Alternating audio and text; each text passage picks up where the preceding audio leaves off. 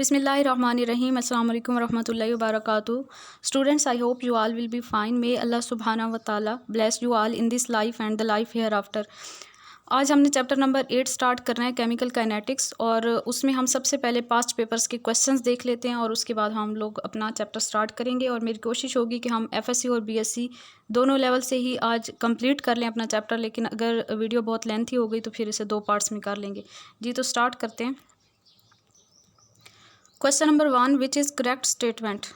Statements दी हुई थी क्वेश्चन में, और जो ऑप्शंस थे उनमें से जो बेस्ट, जो दुरुस्त बयान जो था वो था जी, catalyst influence on the rate of forward reaction and backward reaction equally. ठीक है, ये पास्ट पेपर्स के क्वेश्चन हम लोग क्यों देख रहे होते हैं, क्योंकि हम लोग जिस चीज़ के लिए कि जिस एग्ज़ाम के लिए तैयारी कर रहे हैं, अगर उसके क्वेश्चंस का हमें आइडिया होगा कि किस टाइप के क्वेश्चंस आते हैं, तो उस लिहाज से हमारे लिए तैयारी करना जो है वो आसान हो जाएगा और हम एक ठीक डायरेक्शन में चलेंगे और इंशाल्लाह ताला कामयाब होंगे। तो क्वेश्चन नंबर 2 देखें, pick a right statement, order of reaction is in fraction. ठीक है, यहाँ पे स्पेलिंग की मिस्टेक हुई है, इनफ्रैक्शन। यहाँ पे जो भी आपके पास ऑप्शंस गिवन थे उसमें जो दुरुस्त बयान था वो था ऑर्डर ऑफ रिएक्शन इज़ इनफ्रैक्शन।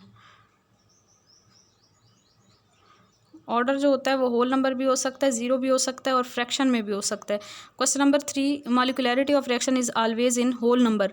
मॉलिक्यूलैरिटी जो है वो होल नंबर में होती है, और जो ऑर्डर ऑफ रिएक्शन होता है वो ज़ीरो भी हो सकता है और फ्रैक्शन भी हो सकता है। Question number 4, the fastest reaction occur in which of the following. सबसे ज़्यादा फास्ट रिएक्शन कौन से रिएक्शंस, जो रिएक्शंस गिवन थे उसमें से हमने चूज़ करना था। तो आप लोगों ने जो है वो बेसिक लेवल से ये पढ़ा हुआ है कि सिल्वर क्लोराइड जब बनता है, सिल्वर क्लोराइड के प्रेसिपिटेट्स बनते हैं जब हम सिल्वर नाइट्रेट और सोडियम क्लोराइड का रिएक्शन करवाते हैं, तो ये सबसे फास्ट रिएक्शन होता है, फ़ौरन हो जाता है। Order of reaction can be determined from experiment. Question number 5 है कि ऑर्डर ऑफ रिएक्शन को हम स्टोइकियोमेट्रिक इक्वेशन से नहीं फाइंड कर सकते, बल्कि इसे एक्सपेरिमेंटली फाइंड किया जाता है। Question number 6, identify correct statement about reaction given. यहाँ पे जो रिएक्शन गिवन है उसके अबाउट जो है हमने करेक्ट स्टेटमेंट बतानी थी। ये आपके पास रिएक्शन है और इसमें जो ऑर्डर हमने बताना था सेकेंड ऑर्डर है यहाँ पे। ठीक है, मॉलिक्यूलैरिटी भी इसकी 2 है, 2 मॉलिक्यूल पार्टिसिपेट कर रहे हैं और ऑर्डर भी इसका सेकंड है। Question number 7, half life in is 30 minutes if 600 atoms यहाँ पे आएगा। हाफ लाइफ जो है वो 30 मिनट्स है। अगर 600 एटम्स प्रेजेंट हैं इनिशियली, 90 मिनट्स के बाद कितने एटम्स बच जाएंगे। ठीक है, 600 हैं और हाफ़ लाइफ जो है वो 30 मिनट्स है। 30 मिनट में 50% कंज्यूम हो जाएगा, तो आपके पास बच जाएंगे 300, और फिर उसके बाद नेक्स्ट अगेन 30 मिनट करेंगे तो टोटल 60 मिनट हो जाएंगे। अब 300 का हाफ 150 एटम्स बच जाएंगे, और नेक्स्ट देन अगेन जब 90 मिनट होगा तो इसका हाफ 150 का हाफ आपके पास क्या आ जाएगा, 75। तो 75 एटम्स जो हैं वो बच जाएंगे। उसके बाद question number 8, what is true about equilibrium constant. अच्छा, ये जो क्वेश्चन नंबर 7 है ये डिपेंड करता है हमारे पास कि कौन सा ऑर्डर है, उसके लिहाज से फिर हम हाफ लाइफ का आइडिया लगा सकते हैं। तो यहाँ पे जो क्वेश्चन में जो है ना हमें ठीक से क्लियर नहीं हुआ, और ना ही इसका करेक्ट ऑप्शन यहाँ पे मैंने राइट किया, तो इसको जो है आप लोग सर्च कीजिएगा, ख़ुद से फाइंड कीजिएगा। जब आप लोग चैप्टर को पढ़ेंगे तो इसके बारे में सोचिएगा। Question number 8, what is true about equilibrium constant. Equilibrium constant की करैक्टरिस्टिक्स जब मैं आपको बताऊंगी तो वहाँ से आपने सारी करैक्टरिस्टिक्स और इक्विलिब्रियम कांस्टेंट्स को अच्छी तरह से याद कर लेना है। तो वहाँ से आपको सारी जब स्टेटमेंट्स पता होंगी तो आप करेक्ट स्टेटमेंट चूज़ कर सकते हैं। Question number 9, metabolic reaction are catalysed by. Metabolic reactions are catalyzed by enzymes.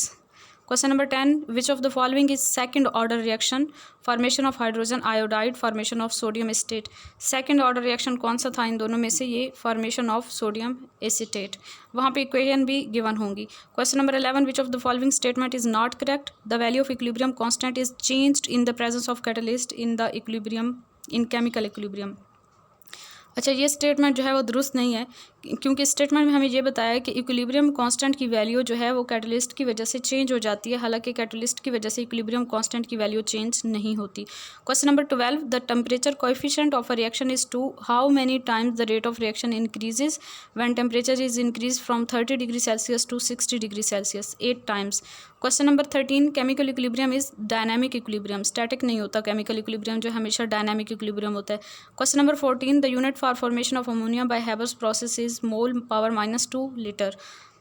ये थे हमारे क्वेश्चंस। अब हम अपने चैप्टर को थॉरली देख लेते हैं। रिएक्शन काइनेटिक्स की डेफिनेशन देखें तो branch of physical chemistry in which we study reaction rates, factors affecting rate of reactions and mechanism of reaction. ठीक है, ये इसकी डेफिनेशन हो गई। ये फिजिकल केमिस्ट्री की वो शाख होती है जिसमें हम रिएक्शन के रेट्स के बारे में, कौन से फैक्टर्स रिएक्शन रेट को इफेक्ट करते हैं, और रिएक्शन के मैकेनिज्म के बारे में स्टडी करते हैं। ये एक माइक्रोस्कोपिक स्टडी है। थर्मोडायनेमिक्स के बारे में, केमिकल इक्विलिब्रियम वगैरह के बारे में हमने पढ़ा था, तो वो मैक्रोस्कोपिक स्टडी थी। ठीक है, और ये जो रिएक्शन काइनेटिक्स है ये है microscopic study. It has no concern with change in internal energy और change in enthalpy and extent of reaction. Equilibrium वाले चैप्टर में, केमिकल इक्विलिब्रियम वाले चैप्टर में हमने एक्सटेंट को देख लिया था। थर्मोडायनेमिक्स में हमने ये दो टर्म्स देख ली थी। तो यहाँ पे जो है ना, ये जो केमिकल काइनेटिक्स है इसमें हमें इन सब बातों के बारे में आइडिया नहीं होता, यहाँ पे कोई इनको डिस्कस नहीं किया जाता। रेट ऑफ रिएक्शन की बात करें तो रेट को हम किस तरह डिफाइन करते हैं? Change in concentration of any species taking part in a chemical reaction divided by change in time. ठीक है, ये इसका फार्मूला हो गया। और वो जो भी स्पीशी है हमारे पास, वो रिएक्टेंट भी हो सकते हैं, प्रोडक्ट्स भी हो सकते हैं। तो हम इसको एक सिंपल फार्मूले से del C over del T से शो कर सकते हैं रेट को, change in concentration by change in time. ठीक है, इसके यूनिट की बात करें तो कंसनट्रेशन के unit mole per decimetre cube होते हैं और टाइम के सेकंड होते हैं। तो यहाँ पे सेकंड जो है वो बटे के नीचे है, तो सेकंड इनवर्स हो जाएगा। गैसेस के लिए हम प्रेशर यूज़ करते हैं, तो प्रेशर के लिए ATM आ जाएगा, ATM पर सेकंड या मोल पर लीटर पर सेकंड भी यूनिट हो सकता है। यूनिट्स बहुत अच्छे से याद किया करें, ये भी पेपर में पूछे जा सकते हैं। और इसके अलावा रिएक्टेंट्स के लिहाज से अगर हम रेट लिखेंगे तो रिएक्टेंट्स की concentration with the progress of reaction जो है वो डिक्रीज़ हो रही होती है, तो इसलिए यहाँ पे नेगेटिव साइन के साथ हम रिएक्टेंट की कंसनट्रेशन को change in concentration of reactant with change in time show करेंगे। और प्रोडक्ट्स के लिए हम यहाँ पे पॉजिटिव का साइन लगाएंगे, क्योंकि प्रोडक्ट की कंसनट्रेशन जो है with the progress of reaction increase हो रही होती है। फास्ट रेट जो होता है वो कितना हो सकता है? 10⁻⁶ सेकंड तक मीन के इतना ज़्यादा कम रेट हो सकता है। कुछ ऐसे रिएक्शन होते हैं जो बिल्कुल फ़ौरन से हो जाते हैं, या फिर जो फास्ट रिएक्शंस होते हैं उनका रेट जो है वो 10⁻12 से लेकर 10⁻16 सेकंड्स तक हो सकता है। इसमें आपके पास एग्जांपल ये है, मैग्नीशियम का ऑक्सीजन के साथ रिएक्शन, न्यूट्रलाइजेशन रिएक्शंस भी फास्ट हैं, और सिल्वर नाइट्रेट का सोडियम क्लोराइड के साथ रिएक्शन, जो कि अभी पास्ट पेपर के क्वेश्चन में भी हम लोग देख रहे थे, वहाँ पे सिल्वर क्लोराइड के प्रेसिपिटेट्स बनेंगे, जो कि एक बहुत ज़्यादा फास्ट रिएक्शन है। उसके बाद जी मॉडरेट रेट वाले रिएक्शंस आ जाते हैं। मॉडरेट रेट वाले रिएक्शंस में आपके पास हाइड्रोलिसिस ऑफ एस्टर आ जाता है।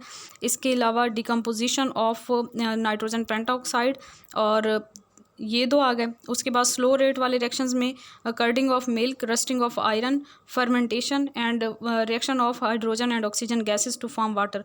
ये जो है स्लो रेट वाले रिएक्शंस हैं। एग्जांपल्स थी सारी, इनको याद रखिएगा। नेक्स्ट है फॉर मल्टी स्टेप रिएक्शंस, ऐसे रिएक्शन जो कि एक से ज़्यादा स्टेप्स में होते हैं। स्लोएस्ट स्टेप जो होता है वो रेट डिटरमाइनिंग स्टेप होता है, या जो उसको हम रेट लिमिटिंग स्टेप भी कहते हैं। और रेट जो होता है वो डायरेक्टली प्रोपोर्शनल होता है विद स्टीपनेस और स्लोप। ग्राफ जब हम बनाते हैं तो हमारे पास जो ग्राफ बनता है, हम प्रोडक्ट्स और रिएक्टेंट्स के लिहाज से ग्राफ बनाते हैं। यहाँ पर हम कंसनट्रेशन ले लेते हैं वाई एक्सिस पे, और एक्स एक्सिस पे रिएक्शन कोऑर्डिनेट लेते हैं। तो जो रिएक्टेंट्स हैं उनकी कंसनट्रेशन स्टार्टिंग में मैक्सिमम होती है और आहिस्ता आहिस्ता वो डिक्रीज़ होना स्टार्ट हो जाती है, और इस तरह से हमारे पास फॉलिंग कर्व आती है। और प्रोडक्ट्स की कंसंट्रेशन के लिए हमारे पास पहले 0 से स्टार्ट होकर और फिर राइजिंग कर्व आती है, और फिर एक टाइम ऐसा आता है कि दोनों की कंसंट्रेशन जो है वो कांस्टेंट हो जाती है। तो यहाँ पे ये जो स्टीपनेस है, इसकी कर्व की स्टीपनेस से जो है हमें रेट का पता चलता है कि रेट जो है, अगर स्टीपनेस ज़्यादा है तो रेट जो है वो फास्ट होगा। मीन की रिएक्शन स्टार्टिंग में फास्ट होता है, तो इस वजह से यहाँ पे स्टीपनेस स्टार्ट में ज़्यादा है, इधर भी प्रोडक्ट के लिए भी रिएक्टेंट्स के लिए भी। आगे जो है ये स्टीपनेस कम होती जाती है दोनों कर्व्स में, फॉलिंग में भी और राइजिंग में भी। इसका मतलब है कि with the passage of time जो रेट ऑफ रिएक्शन है वो स्लो होता जाता है। उसके बाद rate of reaction is variable parameter और एवर चेंजिंग। मीन के रेट ऑफ रिएक्शन जो है वो चेंज होता रहता है, जैसे कि हमने ग्राफ से भी देख लिया, ये कोई कांस्टेंट नहीं होता। उसके बाद इंस्टेंटेनियस रेट, एवरेज रेट, ये दोनों क्या होते हैं? इंस्टेंटेनियस रेट क्या होता है कि किसी एक इंस्टेंट, एक लम्हे के लिए अगर हम किसी रिएक्शन का रेट फाइंड करते हैं तो उसे हम इंस्टेंटेनियस रेट कहेंगे। और एक लम्हे के लिए मीन के स्मॉल चेंज के लिए हम कर रहे हैं तो इसे हम डी से चेंज करेंगे, डी से शो करेंगे। स्मॉल डी का मतलब होता है स्मॉल चेंज, dx/dt। एक्स जो है वो आपके पास कंसंट्रेशन हो सकती है, या आप कंसंट्रेशन को सी से शो करें तो dc/dt हो सकता है रेट। इसको हम इंस्टेंटेनियस रेट कहेंगे। एवरेज रेट जो है ये दो स्पेसिफिक टाइम इंटरवल्स के दरमियान अगर हम रेट फाइंड करते हैं तो उसे हम एवरेज रेट कहेंगे, और इसे हम डेल से शो करेंगे। ठीक है, एवरेज के लिए डेल और इंस्टेंटेनियस रेट के लिए स्मॉल डी शो करेंगे। del C/del T या फिर del X/del T से इसे शो कर सकते हैं। नेक्स्ट ये relationship between average and instantaneous rate आ जाता है। अच्छा, एवरेज और इंस्टेंटेनियस रेट का रिलेशन अगर हम देखें तो स्टार्ट में जो है वो क्या होता है कि इंस्टेंटेनियस रेट ज़्यादा होता है और एवरेज रेट कम होता है। Eight the end of instant, एक लम्हे के एंड पे अगर हम देखें तो इंस्टेंटेनियस रेट कम हो जाता है और एवरेज रेट ज़्यादा हो जाता है। When time approaches to zero, जब दोनों एवरेज और इंस्टेंटेनियस रेट के लिए जो है वो टाइम डिफरेंस ज़ीरो हो जाता है तो फिर आपके पास इंस्टेंटेनियस रेट और एवरेज रेट दोनों एक दूसरे के इक्वल हो जाते हैं। So rate of reaction is instantaneous change in concentration of reactant and product at given moment of time. ठीक है, तो उसके बाद जी नेक्स्ट देखें,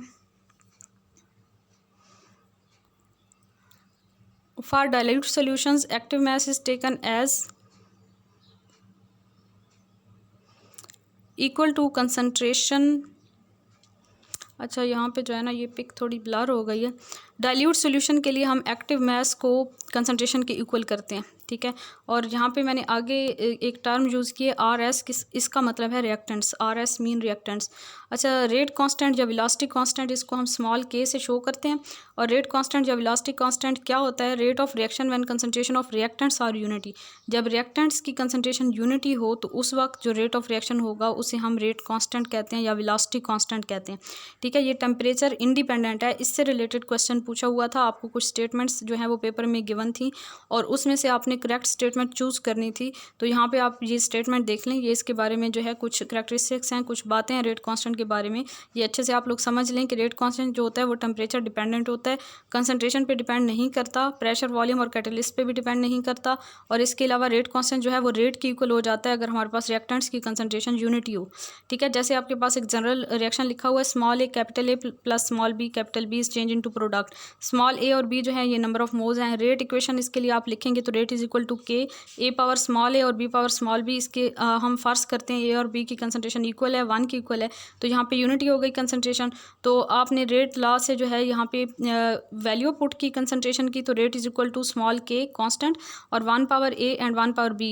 1 की पावर आप जो भी ले लें तो आंसर 1 ही होगा, तो 1 को आप के से मल्टीप्लाई करें तो आखिर में आपके पास के ही आ जाएगा। रेट इज इक्वल टू के मीन के रेट ऑफ रिएक्शन जो है वो कांस्टेंट की इक्वल, वेलोसिटी कांस्टेंट या रेट कांस्टेंट की इक्वल कब होता है? जब आपके पास रिएक्टेंट की कंसंट्रेशन यूनिटी हो। तो इस तरह से हम इसे डिफाइन कर सकते हैं। उसके बाद रेट लॉ आ जाता है, एक्सपेरिमेंटल रिलेशन होता है rate law between rate of reaction and concentration of reactants. Rate law क्या होता है? Experimental relation between rate of reaction and concentration of reactants. ये एक एक्सपेरिमेंटल रिलेशन होता है, ये हम थ्योरेटिकली फाइंड नहीं कर सकते। ये आपके पास रेट लॉ है, इसको रेट लॉ भी कहते हैं, रेट लॉ एक्सप्रेशन भी कहते हैं, रेट लॉ इक्वेशन भी कहते हैं। तो इसको हम इस तरह से लिखते हैं, रेट इज इक्वल टू वो आपके पास इक्विलिब्रियम कांस्टेंट आ जाएगा और साथ में जो है वेलोसिटी कांस्टेंट आ जाएगा या जिसको रेट कांस्टेंट कहते हैं, और साथ में रिएक्टेंट्स की कंसंट्रेशन और उसकी पावर में उनके नंबर ऑफ मोल्स आ जाएंगे। नंबर ऑफ मोल्स नहीं आएंगे यहाँ पे रेट लॉ एक्सप्रेशन में। यहाँ पे आपके पास ये जो पावर्स हैं ये एक्सपेरिमेंटली कैलकुलेटेड पावर्स होती हैं। ए और बी इनको एक्सपेरिमेंटली फाइंड करते हैं, बैलेंस्ड केमिकल इक्वेशन या स्टोइकोमेट्रिक कैलकुलेशन से हम इन्हें फाइंड नहीं कर सकते। ऑर्डर ऑफ रिएक्शन की बात करें तो the sum of powers to which concentrations are raised in rate law expression. ऊपर जो हमने रेट लॉ एक्सप्रेशन देखा उसमें जो पावर्स हैं उन पावर्स का आप सम कर लें, जैसे ए और बी था वहाँ पे, तो ए और बी का आप सम कर लें तो ये आपके पास ओवरऑल रेट ऑफ रिएक्शन होगा। स्मॉल ए जो है ये रेट ऑफ रिएक्शन है with respect to reactant A and small B is rate of reaction with respect to reactant B, और ओवरऑल रेट ऑफ रिएक्शन होगा तो दोनों का सम कर लेंगे, ओवरऑल रेट आ जाएगा हमारे पास। इट्स एक्सपेरिमेंटल क्वांटिटी, ये जो है एक इट इज़ एक्सपेरिमेंटल क्वांटिटी, ये एक एक्सपेरिमेंटल क्वांटिटी है। Give important information about mechanism of reaction, और इससे हमें मैकेनिज्म के बारे में पता चलता है, किसी भी रिएक्शन के मैकेनिज्म के बारे में। फिर उसके बाद ऑर्डर ऑफ रिएक्शन की टाइप्स आ जाती हैं। जीरो ऑर्डर रिएक्शंस होते हैं when reaction is independent of concentration of reactants. जब हमारा जो रिएक्शन है वो रिएक्टेंट की कंसंट्रेशन पे डिपेंड नहीं करता तो ऐसे रिएक्शंस को हम जीरो ऑर्डर रिएक्शन कहते हैं। इसमें आपके पास एग्जांपल आ जाती है हाइड्रोजन आयोडाइड की डिकम्पोजिशन और गोल्ड सरफेस के ऊपर हाइड्रोजन आयोडाइड की डिकम्पोजिशन करवाते हैं, हाइड्रोजन और आयोडीन की फॉर्मेशन होती है और ये जीरो ऑर्डर रिएक्शन है। इसके लिए हम रेट एक्सप्रेशन एक्सपेरिमेंटली जो फाइंड करते हैं वो इस तरह आ जाते हैं, और जो हमारा रिएक्टेंट है हाइड्रोजन आयोडाइड उसकी पावर में जीरो आ जाएगा। ठीक है, तो ये आपके पास जीरो ऑर्डर रिएक्शन हो गया। फोटोकेमिकल रिएक्शन जितने भी हैं वो सारे जीरो ऑर्डर रिएक्शन है। इसके अलावा आपके पास जो रेडियो एक्टिव डिके होता है वो भी जीरो ऑर्डर रिएक्शन होता है। Photochemical reactions are zero order reactions. Unit of K is mole per decimetre cube पर सेकंड। अच्छा, अब यहाँ पे हमने के यूनिट्स निकालने हैं ना, तो के यूनिट निकालने के लिए के आपके पास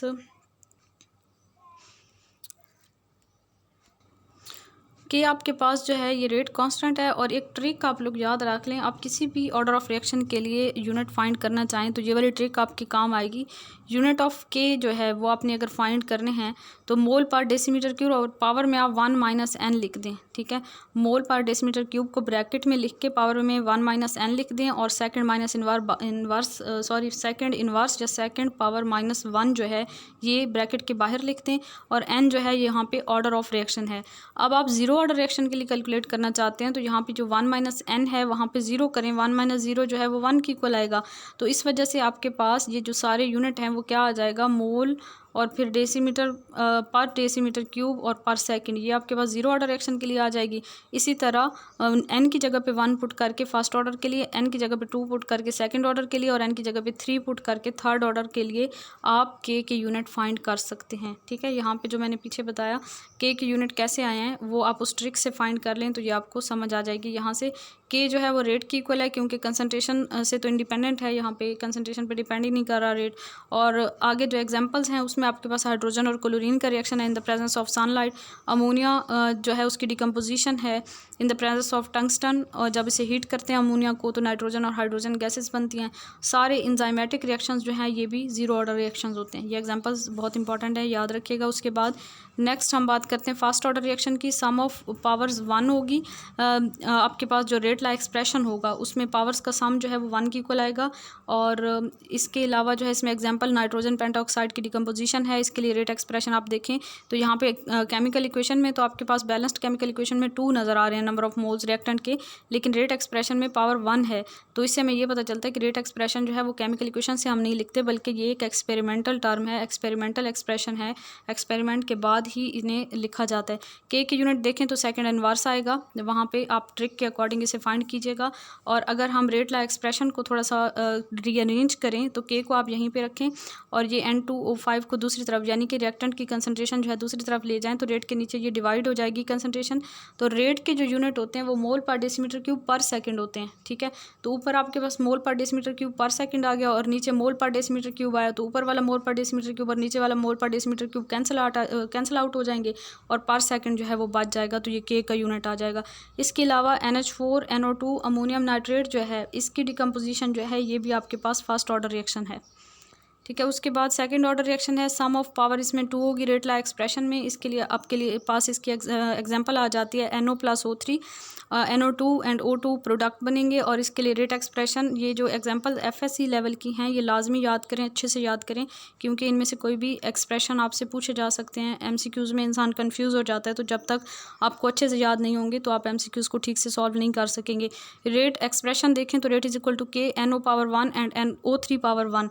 तो 1/1 दोनों की 1 पावर इनको प्लस कर दें, आपके पास 2 आ जाएगा ऑर्डर ऑफ रिएक्शन। और यूनिट ऑफ के देखें तो इसको आप इसी रेट ला एक्सप्रेशन को रीअरेंज करें, के की वैल्यू आप फाइंड करें तो के को यहीं पे रखें। ये दोनों कंसंट्रेशन दो कंसंट्रेशन उधर जाके डिवाइड होंगी तो एक का स्क्वायर हमने कंसंट्रेशन रिएक्टेंट की कंसंट्रेशन के लिए एक का स्क्वायर लिख दिया।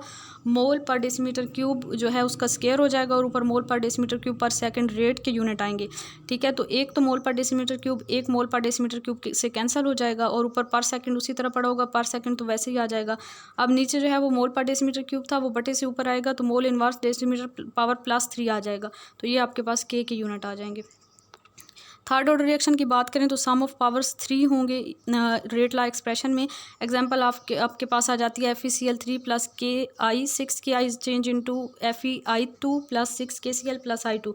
ये मल्टी स्टेप रिएक्शन है, इसके लिए रेट एक्सप्रेशन जो है ये एक्सपेरिमेंटली फाइंड किया गया रेट एक्सप्रेशन यहाँ पे लिखा हुआ है। FeCl3 की पावर 1 है और KI की पावर 2 है, 2 + 1 = 3 थर्ड ऑर्डर रिएक्शन है। इसके लिए आप के की यूनिट फाइंड करेंगे तो ट्रिक से आप फाइंड करेंगे mole power -2 and DM power +6 second power -1, ये आपके पास के यूनिट आ जाएंगे। और इसके लिए रेट जो है उसके अगर आप इस तरह लिखना चाहें इस टर्म में, इसी को मॉडिफाई करके थोड़ा सा रीअरेंज करके तो rate over concentration of reactant power 3। उसके बाद order of reaction can be negative और in fraction. Order of reaction जो है नेगेटिव भी हो सकता है, फ्रैक्शन में भी हो सकता है, ठीक है। ऊपर जो हमने सारी चीज़ें देखी हैं ना उसमें आपके पास zero order, first order, second order हो गया, थर्ड ऑर्डर भी हो गया। अब फ्रैक्शनल ऑर्डर ऑफ रिएक्शन आप देखें तो एक बहुत ही फेमस रिएक्शन है, यहाँ पे इसको याद रखें, formation of CCl4 from CHCl3। Carbon tetrachloride की फॉर्मेशन है क्लोरोफॉर्म से। ये जो है आपके पास फ्रैक्शनल ऑर्डर रिएक्शन है। इसके लिए बैलेंस्ड केमिकल इक्वेशन यहाँ पे मैंने लिखी CHCl3 + Cl2 is change into CCl4 plus HCl। ये आपके पास बैलेंस्ड केमिकल इक्वेशन है। इसके रेट एक्सप्रेशन आप देखें तो ये आपके पास रेट एक्सप्रेशन है, CHCl3 की पावर 1 है और Cl2 की पावर हाफ है, ठीक है। तो 1.5 जो है इसका ऑर्डर ऑफ रिएक्शन है। और ये आपके पास फ्रैक्शनल ऑर्डर की एग्जांपल आ गई। इसके अलावा फ्रैक्शनल ऑर्डर की एक और एग्जांपल भी है, H2 plus Br2 is change into 2HBr। और इसके रेट एक्सप्रेशन में आप देखें तो आपके पास H2 की पावर 1 है और Br2 की पावर हाफ है, तो इसका भी ऑर्डर ऑफ रिएक्शन जो है वो 1.5 है। When a reaction contains two substances, one is in large excess, then rate is independent of that reactant. अगर आपके पास एक ऐसा रिएक्शन है जिसमें दो सब्सटेंसेज हैं और एक सब्सटेंस जो है वो लार्ज एक्सेस में प्रेजेंट है, तो आपका जो रेट ऑफ रिएक्शन है वो इंडिपेंडेंट होता है of that reactant which is present in large access.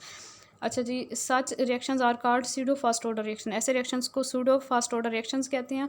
और इसमें आपके पास ये एग्जांपल आ जाती है, टर्शरी ब्यूटाइल ब्रोमाइड की हाइड्रोलिसिस अगर आप देखें तो ये C और इसके साथ 3 ग्रुप्स अटैच हैं, CH3 यानी कि 3 मिथाइल ग्रुप अटैच हैं और साथ में Br है, साथ में हमने वाटर ऐड किया। इसमें वाटर जो है वो लार्ज एक्सेस में है, आपके पास प्रोडक्ट बनेगा ये जो C के साथ फिर उसी तरह 3CH3 ग्रुप्स हैं और साथ में OH लग जाएगा और यहाँ पे HBr, ठीक है। तो इसमें जो वाटर है ये तो लार्ज एक्सेस में है, तो रेट ऑफ रिएक्शन जो है जस्ट वो टर्शरी ब्यूटाइल ब्रोमाइड की कंसनट्रेशन पे डिपेंड करेगा। इसके लिए रेट एक्सप्रेशन आपके पास ये है और ये आपके पास एग्जांपल हो गई सीडो फास्ट ऑर्डर रिएक्शन की। क्योंकि केमिकल रिएक्शन से, इक्वेशन से, बैलेंस्ड केमिकल इक्वेशन से अगर हम देखें तो आपको यूँ लगेगा कि यहाँ पे दो रिएक्टेंट हैं तो ये सेकंड ऑर्डर रिएक्शन होना चाहिए, लेकिन एक रिएक्टेंट जो है वो बहुत ज़्यादा लार्ज एक्सेस में है तो उसकी कंसनट्रेशन हो गई कांस्टेंट, तो इसीलिए रेट ऑफ रिएक्शन डिपेंड करेगा एक ही रिएक्टेंट के ऊपर। तो इसको हम सीडो फास्ट ऑर्डर रिएक्शन कहते हैं। सीडो मीन फॉल्स, मीन के हकीकत में ना हो, जो झूठ मूठ का हो, लेकिन यहाँ पे केमिस्ट्री में हम ऐसे ही देखते हैं इसको। उसके बाद हाफ लाइफ पीरियड या हाफ लाइफ टाइम आ जाता है। Time required to convert 50% of reactant into product is called half life period और हाफ लाइफ टाइम। इसको T½ से या T0.5 से शो करते हैं, ठीक है। 1/2 से कर लें या 0.5 से शो कर लें। उसके बाद जी relation between half life and order of reaction. Order of reaction और हाफ लाइफ के दरमियान अगर हम रिलेशन देखें तो T½ बाहर आप n लिखेंगे, इज़ प्रोपोर्शनल टू 1/a⁻n-1, ठीक है। a जो है ये ऑर्डर, n जो है ये ऑर्डर ऑफ रिएक्शन है और a जो है ये इनिशियल कंसनट्रेशन है रिएक्टेंट की। अगर आपको ये एक्सप्रेशन पता है तो n कोई भी ऑर्डर हो सकता है, 0 order, first order, third order, second order, कोई भी हो सकता है, तो उसके लिहाज से आप हाफ लाइफ निकाल सकते हैं, ठीक है। लेकिन जो इनिशियल कंसनट्रेशन है वो हम किस में कैलकुलेट करेंगे, फर्स्ट सेकंड थर्ड ऑर्डर में तो कैलकुलेट करेंगे, लेकिन जीरो ऑर्डर रिएक्शन में हम कहते हैं कि जीरो ऑर्डर रिएक्शंस ऐसे रिएक्शंस होते हैं जिसमें रेट जो है वो रिएक्टेंट की कंसनट्रेशन पे डिपेंड करता ही नहीं है। तो इस वजह से रिएक्टेंट की कंसनट्रेशन जो है वो, मतलब जीरो ऑर्डर रिएक्शन के लिए हाफ लाइफ हम कैलकुलेट नहीं करेंगे, ठीक है, क्योंकि वहाँ पे रिएक्टेंट की कंसनट्रेशन पे रेट जो है वो डिपेंड कर ही नहीं रहा होता। जीरो ऑर्डर रिएक्शन के लिए हम देखें तो जीरो ऑर्डर रिएक्शन के लिए आपके पास यहाँ पे ज़ीरो और बल्कि ज़ीरो ऑर्डर रिएक्शन के लिए आप अगर इसमें वैल्यू पुट करें n की जगह पे 0-1 करेंगे तो हाफ़ लाइफ जो है, ठीक है, हाफ़ लाइफ तो निकालेंगे ना, फिर भी हाफ़ लाइफ 0-1 करेंगे तो आपके पास -1 आ जाएगा, तो पावर में a⁻−1 होगा, तो इसको आप बटे से ऊपर लेके आ जाएंगे तो पावर +1 हो जाएगी। मीन के यहाँ पे हाफ़ लाइफ जो है वो कंसनट्रेशन के डायरेक्टली रिलेटेड है, ठीक है। रेट के लिहाज से नहीं, हम रेट की बात नहीं कर रहे, यहाँ पे हम हाफ लाइफ की बात कर रहे हैं। तो रेट तो इंडिपेंडेंट होता है इनिशियल कंसनट्रेशन या कंसनट्रेशन ऑफ रिएक्टेंट पे से इंडिपेंडेंट होता है, लेकिन जो हाफ लाइफ है वो कंसनट्रेशन के इनिशियल कंसनट्रेशन ऑफ रिएक्टेंट के डायरेक्टली रिलेटेड होती है।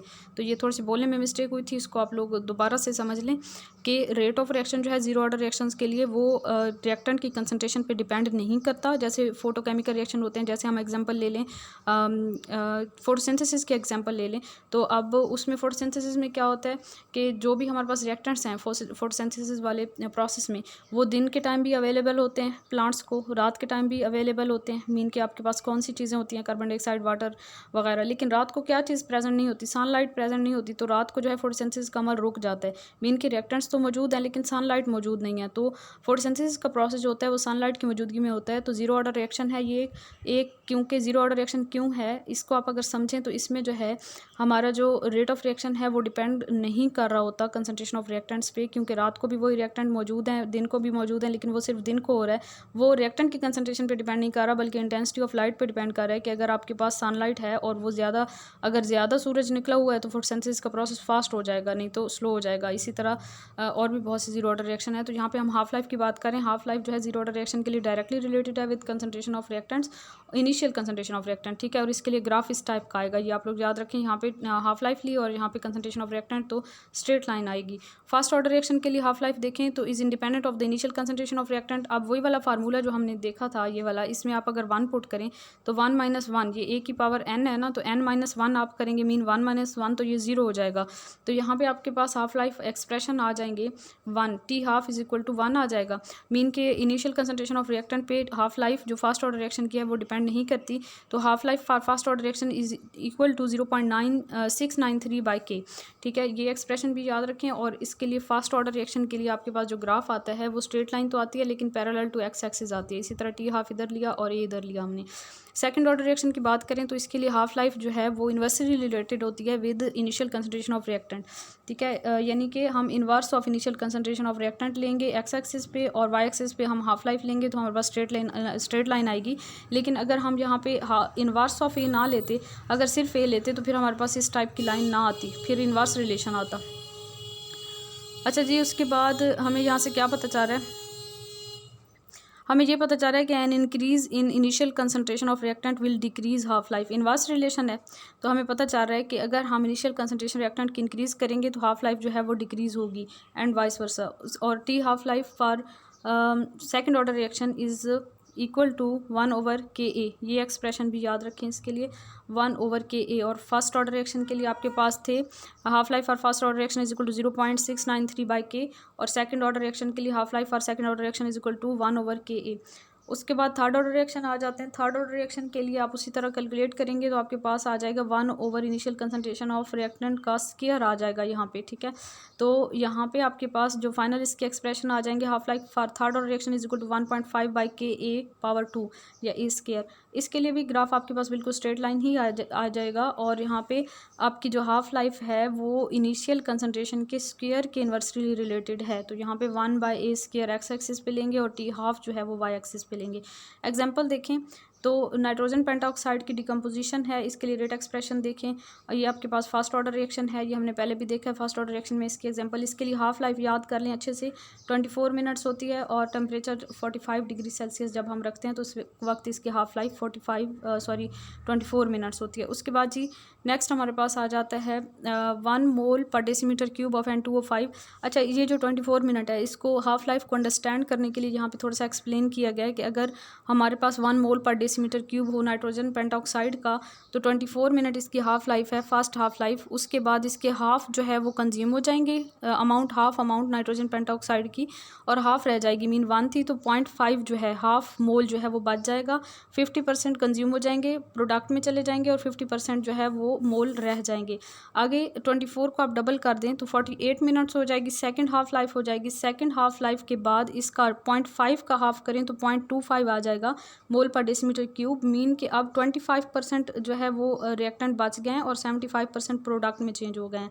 उसके बाद नेक्स्ट 48 मिनट के अंदर मज़ीद 24 मिनट प्लस कर दें तो वो आपके पास हो जाएगा 72 मिनट्स, थर्ड हाफ लाइफ बन जाएगी।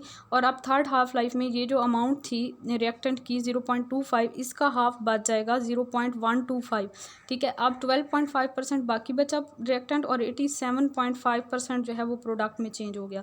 तो आई होप इस सारे रिलेशन से, ये जो हमने एक सीरीज़ मैंने आपको बताई है, इससे आप लोगों को हाफ लाइफ का आइडिया हो गया होगा और कंसंट्रेशन का भी आइडिया हो गया होगा कि किस तरह से कंसंट्रेशन चेंज होती है आफ्टर एवरी हाफ लाइफ, ठीक है।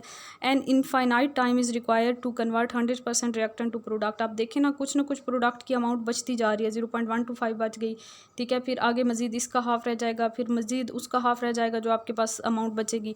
तो इस तरह जो है ना, कोई हम ये नहीं कह सकते कि इतने मिनट में या इतने टाइम में जो है एक रिएक्टेंट 100% कंज्यूम हो जाएगा। जाएगा। इनफाइनाइट टाइम चाहिए होता है किसी भी रिएक्टेंट को 100% प्रोडक्ट में चेंज होने के लिए। मीन कि इरिवर्सिबल और रिवर्सिबल दोनों रिएक्शन में रिवर्सिबल की तो आप बात करें तो प्रोडक्ट उसमें रिएक्टेंट में दोबारा चेंज हो रहे होते हैं ना, तो वो तो केस ही थोड़ा डिफरेंट है, उसको आप छोड़ दें फिलहाल।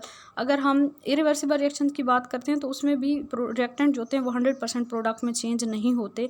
हम कहते हैं कि ऑलमोस्ट प्रोडक्ट में चेंज होते हैं लेकिन 100% चेंज नहीं होते। रेडियो एक्टिव डिके जो है ये फर्स्ट ऑर्डर रिएक्शन होते हैं। आई थिंक पीछे मैंने ज़ीरो ऑर्डर बोल दिया था, तो यहाँ पे करेक्शन कर लीजिएगा कि जो रेडियो एक्टिव डिकेज़ हैं सारे ये फर्स्ट ऑर्डर रिएक्शंस होते हैं और उनकी हाफ लाइफ जो है इंडिपेंडेंट होती है of initial concentration of reactants.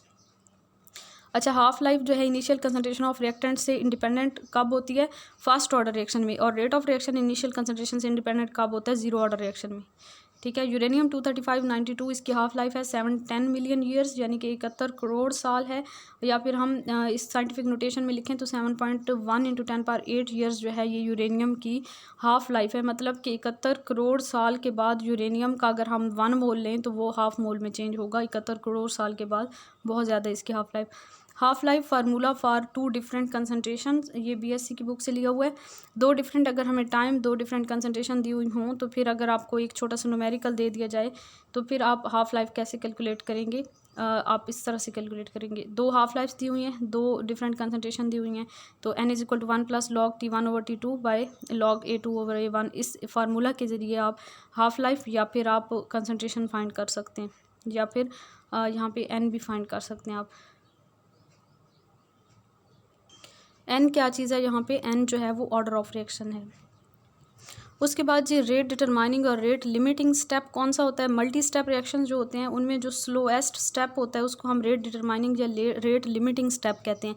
जैसे NO2 + CO is change into NO + CO2, ये जो आपके पास रिएक्शन है ये इसके जो स्टेप्स हैं वो आप देखें तो पहला स्टेप इसका NO2 + NO2 is change into NO3 + NO है, और दूसरा step NO3 + CO is change into NO2 + CO2। अब ये वाला स्टेप फास्ट है और ये स्लो है। जो स्लो स्टेप है यही रेट डिटरमाइनिंग स्टेप है, इसी से हमें ऑर्डर ऑफ रिएक्शन का पता चलेगा। और याद रखिएगा कि रेट डिटरमाइनिंग स्टेप जो है वो हम ये नहीं कह सकते कि हमेशा फर्स्ट स्टेप होगा या हमेशा लास्ट स्टेप होगा। अगर आपके पास 10 स्टेप्स पे भी कोई रिएक्शन है मौजूद है, 10 स्टेप्स में कंप्लीट हो रहा है, तो उसमें से कोई भी स्टेप जो है वो रेट डिटरमाइनिंग हो सकता है। मीन कि हम ये नहीं कह सकते कि स्पेसिफिकली फर्स्ट होगा या लास्ट होगा। ठीक है, कोई भी स्टेप हो सकता है, इनिशियल या फाइनल स्टेप नहीं हो सकता। एक्सपेरिमेंटल रेट इक्वेशन इसके लिए आपके पास ये है, रेट = K NO2⁻²। तो ये स्लो स्टेप जो था इसमें 2 NO2 के मालिक्यूल पार्टिसिपेट कर रहे हैं, तो यहाँ पे इसकी पावर 2 आ रही है। लेकिन आप अगर ओवरऑल रिएक्शन देखें तो ओवरऑल रिएक्शन में आपको जो है NO2 का 1 मोल नज़र आ रहा है, तो ओवरऑल रिएक्शन से हम ये आइडिया नहीं लगा सकते कि ऑर्डर ऑफ रिएक्शन क्या होगा।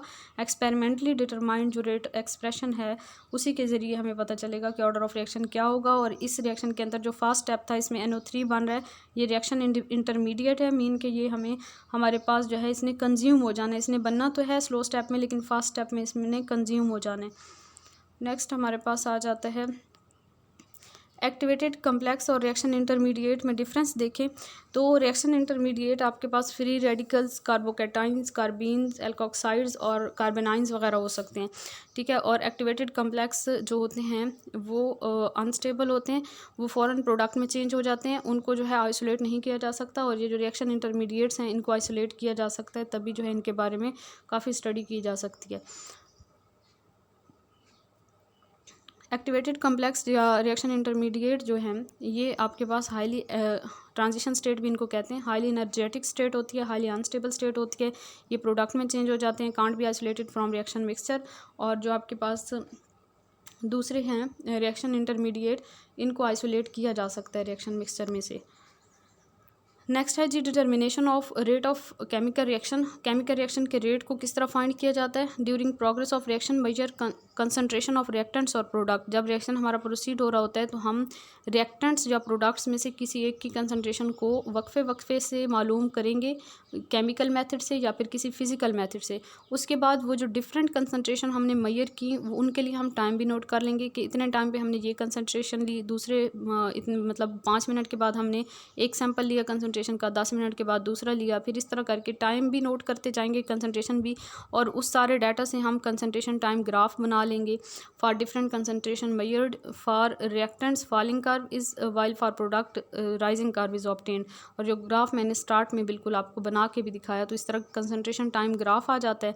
To calculate rate draw tangent to slope, वो जो हमारे पास एक स्लोप आती है, उस स्लोप के ऊपर यहाँ पे आपके पास इस तरह से होगा कि उस पर कोई भी टेंजेंट हम ड्रा करेंगे। यहाँ पे आपने टाइम लिया होगा एक्स एक्सिस पे और इधर आपने कंसनट्रेशन ली हुई होगी, तो यहाँ पे आप टेंजेंट ड्रा करेंगे और वहाँ पे एक ट्रायंगल बना लेंगे और उससे आपने फिर फाइंड कर लेना है अपना रेट। टेंजेंट ड्रा करेंगे, स्लोप जो होगी, स्लोप जो कर्व की है किसी भी पॉइंट पे टाइम वाले, कोई भी टाइम आप जिस टाइम पे आप रेट फाइंड करना चाह रहे हैं, for which measuring rate of reaction और राइट एंगल ट्रायंगल, किसी भी साइज़ की हो सकती है। रेट आपके पास हमेशा सेम आएगा, किसी भी साइज़ की ट्रायंगल आप बना सकते हैं और उससे फिर आप रेट फाइंड कर सकते हैं। स्लोप इक्वल होगा, स्लोप से ही हमें रेट का पता चलेगा। चेंज इन कंसनट्रेशन, यहाँ पे मैंने आपको बताया कि वाई एक्सिस पे आप कंसनट्रेशन लेंगे और यहाँ पे टाइम लेंगे। तो यहाँ पे आपने जो ट्रायंगल बनाई, जो 2 पॉइंट आपके पास ट्रायंगल के यहाँ से यहाँ तक आ रहे हैं, 2 कंसनट्रेशन आप नोट करेंगे, उनका डिफरेंस लेंगे, और टाइम भी इसी तरह 2 टाइम नोट करेंगे, यहाँ से उनका डिफरेंस लेंगे, change in concentration by change in time करेंगे, तो आपके पास स्लोप यानी कि रेट आ जाएगा। Initial rate is higher, initially rate high है तो स्लोप भी ज़्यादा है और ज़्यादा स्टीपर है स्लोप। उसके बाद जी नेक्स्ट हमारे पास आ जाते हैं for reaction in solution chemical method is use to measure concentration, यानी कि टाइट्रेशन। ऐसे रिएक्शन जो कि सोल्यूशन की फॉर्म में हो रहे होते हैं, तो उसके लिए हम कोई केमिकल मेथड के जरिए कंसनट्रेशन फाइंड करते हैं, जैसे टाइट्रेशन का मेथड है। Physical method to check progress of reaction, जो फिजिकल मेथड हम यूज़ करते हैं रिएक्शन की प्रोग्रेस को चेक करने के लिए, उसमें आपके पास जो एग्जाम्पल्स हैं वो है स्पेक्ट्रोमीट्री, यानी कि अगर हमारे पास रिएक्टेंट या प्रोडक्ट में से कोई या दोनों अगर यूवी विजिबल और या आईआर लाइट को एब्जॉर्ब करते हैं, तो फिर हम स्पेक्ट्रोमीट्री की टेक्निक के जरिए उनकी कंसंट्रेशन फाइंड कर सकते हैं। कंडक्टोमीट्री, यानी कि आयनिक रिएक्शन जिनमें आयंस बन रहे होते हैं या फिर आयन कंबाइन होकर प्रोडक्ट बना रहे होते हैं, तो कंडक्टेंस जो है वो आयंस की अमाउंट के मीन के जो कंडक्टेंस है ना, वो रेट के डायरेक्टली प्रोपोर्शनल होगी। अगर आयंस इंक्रीज होंगे तो कंडक्टेंस भी ज़्यादा होगी, आयंस डिक्रीज होंगे तो कंडक्टेंस भी कम होगी, तो इसी तरह रेट भी वेरी करेगा। डायलेक्ट्रोमेट्रिक मेथड जो होता है, जहाँ पे वॉल्यूम की चेंजेस होती हैं, तो वहाँ पे डायलेक्ट्रोमेट्रिक मेथड के जरिए कंसंट्रेशन फाइंड करते हैं। रिफ्रैक्ट्रोमीट्री जो है, ऐसे रिएक्शंस होते हैं जिनमें रिफ्रैक्टिव इंडेक्स वगैरह जो है उनके जरिए हम रेट ऑफ रिएक्शन फाइंड करते हैं। Refractive indices of substances change होता है तो हम रिफ्रैक्ट्रोमीट्री की टेक्निक यूज़ करते हैं। पोलैरोमीट्री जो है या ऑप्टिकल रोटेशन की मेथड के जरिए भी हम कंसंट्रेशन फाइंड कर सकते हैं। When any of the substance is optically active, यानी कि प्लेन पोलराइज लाइट को जो रोटेट करवा दे, तो उनके लिए जो है हम ऑप्टिकल रोटेशन के जरिए कंसंट्रेशन फाइंड कर सकते हैं। After measurement graph is plotted, फिर कंसंट्रेशन मेजर करने के बाद वही हम कंसंट्रेशन टाइम ग्राफ बनाएंगे और वहाँ से जो है हम रेट ऑफ रिएक्शन को फाइंड करेंगे। Finding the order of reaction method जो है, इनके जस्ट नेम यहाँ से देख लें। हिट एंड ट्रायल मेथड से जो है हम ऑर्डर ऑफ रिएक्शन फाइंड कर सकते हैं, मीन के तुक्के की बेस पे, ठीक है। ग्राफिकल मेथड से फाइंड कर सकते हैं, डिफरेंशियल मेथड से, हाफ लाइफ मेथड से और मेथड ऑफ लार्ज एक्सेस। ये मेथड्स हैं for finding the order of reaction. उसके बाद जी नेक्स्ट हमारे पास आ जाता है factor affecting rate of reaction. Rate of reaction पे कौन से फैक्टर इफेक्ट डालते हैं? एक है nature of reactants, electronic configuration और आयनाइजेशन एनर्जी।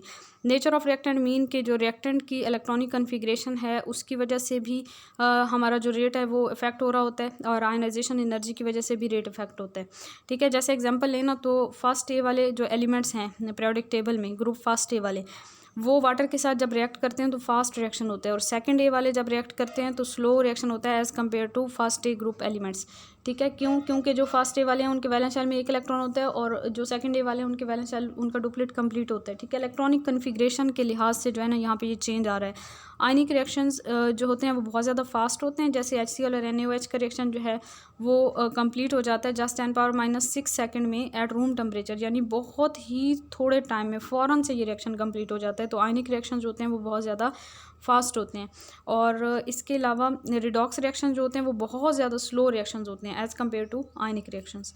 तो ये जो है नेचर ऑफ रिएक्टेंट्स पे डिपेंड करता है। पहला फैक्टर था नेचर ऑफ रिएक्टेंट, जिसकी वजह से रेट जो है वो इफेक्ट हो रहा होता है कि कोई रिएक्शन स्लो होगा या फास्ट होगा, ये डिपेंड करता है नेचर ऑफ रिएक्टेंट्स पे। यानी कि अगर आपके पास आयनिक स्पीशीज़ हैं तो रिएक्शन बहुत फास्ट होगा, अगर आपके पास जो है वो कोवैलेंट कंपाउंड है उनके दरमियान रिएक्शन हो रहा है तो वहाँ पे कोवैलेंट कंपाउंड में क्या होता है कि पहले बॉन्ड टूटते हैं फिर न्यू बॉन्ड बनते हैं। आयनिक रिएक्शन सोल्यूशन की फॉर्म में हो रहे होते हैं तो उनमें just electrostatic force of attraction develop होती है, वहाँ पे बॉन्ड टूटते नहीं हैं, तो इसलिए वो जो है वो फास्ट होते हैं। उसके बाद नेक्स्ट हमारे पास आ जाता है जी effect of concentration. Effect of concentration का भी रेट के साथ डायरेक्ट रिलेशन है, ठीक है। क्योंकि हमने लॉ ऑफ मास एक्शन में पढ़ा था कि रेट ऑफ रिएक्शन जो होता है वो रिएक्टेंट की कंसंट्रेशन के डायरेक्टली प्रोपोर्शनल होता है या एक्टिव मास के डायरेक्टली प्रोपोर्शनल होता है, ठीक है। तो रेट जो है वो कंसंट्रेशन के डायरेक्टली रिलेटेड है, मीन कि जितनी ज़्यादा कंसंट्रेशन होगी रेट उतना फास्ट होगा। लॉ ऑफ मास एक्शन हमें क्या कहता है कि रेट का जो है वो रिएक्टेंट की कंसंट्रेशन के डायरेक्टली रिलेटेड होता है। Rate concentration is directly related with collision frequency of molecules. अब जितनी ज़्यादा कंसंट्रेशन होगी मॉलिक्यूल की कोलिजन उतनी ज़्यादा होगी और उतने ज़्यादा प्रोडक्ट बनने के चांसेस होंगे। अच्छा, कंबस्टन, अगर नॉर्मल एयर में कंबस्टन करवाएं, किसी चीज़ को जलाएं, नॉर्मल एयर में ऑक्सीजन 21% होती है, तो वो एक जो है स्लो प्रोसेस होता है, कंबस्टन का प्रोसेस स्लो होगा तब। लेकिन अगर प्योर ऑक्सीजन हो, 100% ऑक्सीजन हम लें और फिर कंबस्टन का प्रोसेस करें तो फिर जो है ये फास्ट रिएक्शन होगा। तो ये डिपेंड कर रहा है कंसनट्रेशन पे। अमाउंट जो हमने ऑक्सीजन की अमाउंट चेंज की तो कंबस्टन के प्रोसेस ने भी स्लो या फास्ट होने में वो मीन कि वो स्लो हुआ या फास्ट हुआ। उसके बाद सरफेस एरिया का भी रेट के साथ डायरेक्ट रिलेशन है। ये हमारा थर्ड फैक्टर है। एल्यूमिनियम फॉयल का NaOH के साथ रिएक्शन करवाते हैं तो स्लो रिएक्शन होता है, और पाउडर्ड एल्यूमिनियम लेते हैं NaOH कोल्ड फॉर्म में भी हो तो फिर भी हमारे पास बहुत ज़्यादा रैपिड रिएक्शन होता है। तो सरफेस एरिया जो है वो इंक्रीज़ हो जाता है पाउडर फॉर्म में, तो इस वजह से रिएक्शन जो होता है वो फास्ट हो जाता है। लाइट का भी रेट के साथ डायरेक्ट रिलेशन है, जैसे CH4 + Cl2 is change into light require होती है इस रिएक्शन के लिए। ये डार्कनेस में ये रिएक्शन नहीं होगा। H2 और Cl2 वाला रिएक्शन भी, इसके लिए भी लाइट रिक्वायर्ड होती है। फोटोसिंथेसिस रिएक्शन में भी लाइट रिक्वायर्ड होती है। Reaction of silver halide in photography required light. तो ये सारे रिएक्शन जो हैं इनके लिए लाइट की ज़रूरत होती है। तो जितनी ज़्यादा लाइट की इंटेंसिटी होगी उतना ही ज़्यादा रेट जो है वो फास्ट होगा। ये मीन के डायरेक्ट रिलेशन है यहाँ पे। उसके बाद जी नेक्स्ट हमारे पास आ जाता है effect of temperature. Fifth factor, temperature का इफेक्टिव कोलिजन और या फ्रीक्वेंसी ऑफ मॉलिक्यूल के साथ डायरेक्ट रिलेशन है। जितनी ज़्यादा इफेक्टिव कोलिजन होंगी उतना ज़्यादा रेट जो है वो फास्ट होगा। Number of collision is directly related with rate of reaction. तो टेम्परेचर के साथ भी डायरेक्ट रिलेशन हो गया रेट का। When the temperature is raised bye 10 kelvin the fraction of molecule with energy more than activation energy रफली doubles. जब 10 kelvin temperature हम इंक्रीज़ करते हैं तो वो मॉलिक्यूल जिनकी एनर्जी एक्टिवेशन एनर्जी से ज़्यादा होती है वो डबल हो जाते हैं टेम्परेचर 10 केल्विन टेम्परेचर इंक्रीज़ करने से। इस वजह से रेट भी डबल हो जाता है, ठीक है। और फिर हम ये आर्हीनियस इक्वेशन अगर हम देखें तो K = AE⁻⁻ ये आर्हीनियस इक्वेशन है। ये हमें टेम्परेचर का रिलेशन बताती है विद रेट कांस्टेंट, या फिर जो है वो रेट कांस्टेंट का एक्टिवेशन एनर्जी के साथ रिलेशन बताती है। एक्टिवेशन एनर्जी और A जो है आर्हीनियस फैक्टर जो है ये इंडिपेंडेंट है ऑफ टेम्परेचर, ठीक है। ये बात भी बहुत इंपॉर्टेंट है, इसे याद रखिएगा। अक्सर पेपर में जो ये स्टेटमेंट्स बुक में दी होती हैं ये एज इट इज़ पूछ ली जाती हैं, और हमने जो कि बुक्स को बहुत अच्छे से स्टडी किया नहीं होता तो हम कंफ्यूज हो जाते हैं। अच्छा, आर्हीनियस इक्वेशन जो हमने देखी इसमें आपके पास K का T के साथ डायरेक्ट रिलेशन है, क्योंकि ये पावर में आ रही है ना, T E की पावर है माइनस के साथ है और T वैसे तो बटे में है, EA/RT है, ठीक है। और ये माइनस में है तो माइनस वाली टर्म जो बटे में है तो वो ऊपर आके जो है वो प्लस में हो जाएगी। तो K के साथ T का डायरेक्ट रिलेशन है। K के साथ एक्टिवेशन एनर्जी का ये माइनस में है तो इन्वर्स रिलेशन होगा, ठीक है। एक्टिवेशन एनर्जी का रेट कांस्टेंट के साथ या वेलोसिटी कांस्टेंट के साथ डायरेक्ट इन्वर्स रिलेशन है, और टेम्परेचर का डायरेक्ट रिलेशन है। एक और फॉर्म लिखें हम आर्हीनियस इक्वेशन की, तो ln of K = -EA/RT + ln of A। अब यहाँ पे अगर आप देखें तो माइनस के साइन के साथ EA है तो K का EA के साथ इन्वर्स और K का T के साथ माइनस के साइन के साथ बटे में है तो डायरेक्ट रिलेशन है, ठीक है। और स्लोप से हम एक्टिवेशन एनर्जी फाइंड करते हैं। ये आपके पास ग्राफ आ गया। लोग K को हम y एक्सिस पे लेते हैं और इन्वर्स ऑफ टेम्परेचर को इन्वर्स ऑफ केल्विन इसको हम x एक्सिस पे लेते हैं, तो हमारे पास कुछ इस टाइप का ग्राफ आ जाता है। और इस ग्राफ में जो हमारे पास स्लोप होती है, स्लोप के जरिए हम एक्टिवेशन एनर्जी की वैल्यू फाइंड कर सकते हैं। और स्लोप में हम tan थीटा लेते हैं, tan थीटा = स्लोप, ठीक है। उसके बाद जी इंटरसेप्ट से हम A की वैल्यू फाइंड करते हैं। जो हमारे पास आर्हीनियस फैक्टर A है उसकी वैल्यू हम इंटरसेप्ट से फाइंड करते हैं। यहाँ पे मैंने एक और बात लिखी है कि Arrhenius equation can be used to calculate activation energy and effect of temperature on rate constant. ये जो आर्हीनियस इक्वेशन है इसके ज़रिए हम एक्टिवेशन एनर्जी और effect of temperature on rate constant find कर सकते हैं। It can't be used for nuclear reaction. Activation energy को हम न्यूक्लियर रिएक्शन के लिए यूज़ नहीं कर सकते। उसके बाद जी हमारे पास मॉडिफाइड फॉर्म आ जाती है आर्हीनियस इक्वेशन की, D/ln K/dt = E/RT⁻², ठीक है। ये मॉडिफाइड आर्हीनियस इक्वेशन है। यूनिट्स ऑफ स्लोप देखें तो -E/2.303 R यहाँ पे पॉइंट है, इक्वल नहीं है। तो ये आपके पास जी एक्टिवेशन एनर्जी का यूनिट आएगा जाउल पर मोल, और बटे में आपके पास R के यूनिट आएंगे जाउल पर मोल पर केल्विन, और जाउल से कैंसिल हो जाएगा मोल इन्वर्स से। तो केल्विन इन्वर्स बटे के नीचे तो ऊपर जो है आके ये केल्विन हो जाएगा। मीन के यूनिट ऑफ स्लोप जो हैं आर्हीनियस इक्वेशन से आपके पास केल्विन आ जाते हैं, ठीक है, टेम्परेचर वाले यूनिट आ जाते हैं। प्रेशर की बात करें, नेक्स्ट फैक्टर है प्रेशर, जो कि रेट ऑफ रिएक्शन को इफेक्ट कर सकता है। गैशियस रिएक्शंस के लिए प्रेशर जितना ज़्यादा होगा, कंसनट्रेशन उतनी ज़्यादा और रेट उतना ज़्यादा, ठीक है, डायरेक्ट रिलेशन है। रेडिएशन की बात करें तो रेट का डायरेक्टली रिलेटेड है with intensity of radiations in photochemical reactions. उसके बाद जी नेक्स्ट कैटलिस्ट की बात करें तो कैटलिस्ट जो है इंक्रीज़ और decrease rate depending on nature of catalyst. Catalyst अगर पॉजिटिव कैटलिस्ट है तो वो रेट ऑफ रिएक्शन को इंक्रीज़ करेगी, अगर नेगेटिव कैटलिस्ट है तो वो रेट ऑफ रिएक्शन को डिक्रीज़ करेगी। डिपेंड करता है कि कैटलिस्ट हमने कौन सा टाइप की लिया। For exothermic reaction change in enthalpy की वैल्यू नेगेटिव होती है। पोटेंशियल एनर्जी ऑफ रिएक्टेंट, अच्छा ये एक्सोथर्मिक रिएक्शन के लिए आप पहले ग्राफ देख लें। एक्सोथर्मिक रिएक्शंस ऐसे रिएक्शंस होते हैं जिनमें रिएक्टेंट्स की एनर्जी ज़्यादा होती है, प्रोडक्ट्स की एनर्जी कम होती है। रिएक्टेंट्स को प्रोडक्ट्स में चेंज होने के लिए एक एनर्जी हिल से गुजरना पड़ता है, एक एनर्जी बैरियर को क्रॉस करके जाना पड़ता है। तो उसको जो ये बैरियर है, ये जो एनर्जी है, इसको हम एक्टिवेशन एनर्जी कहते हैं। इतनी एक्टिवेशन एनर्जी जिन रिएक्टेंट के पास होती है वही रिएक्टेंट जो है वो प्रोडक्ट में चेंज होते हैं, बाकी रिएक्टेंट जो है वो प्रोडक्ट में चेंज नहीं हो सकते। पहले जो है रिएक्टेंट एक हाईएस्ट एनर्जी स्टेट पे जाते हैं जिसे एक्टिवेटेड कम्प्लेक्स कहते हैं, जिसके बारे में हम लोग पहले भी पढ़ चुके हैं।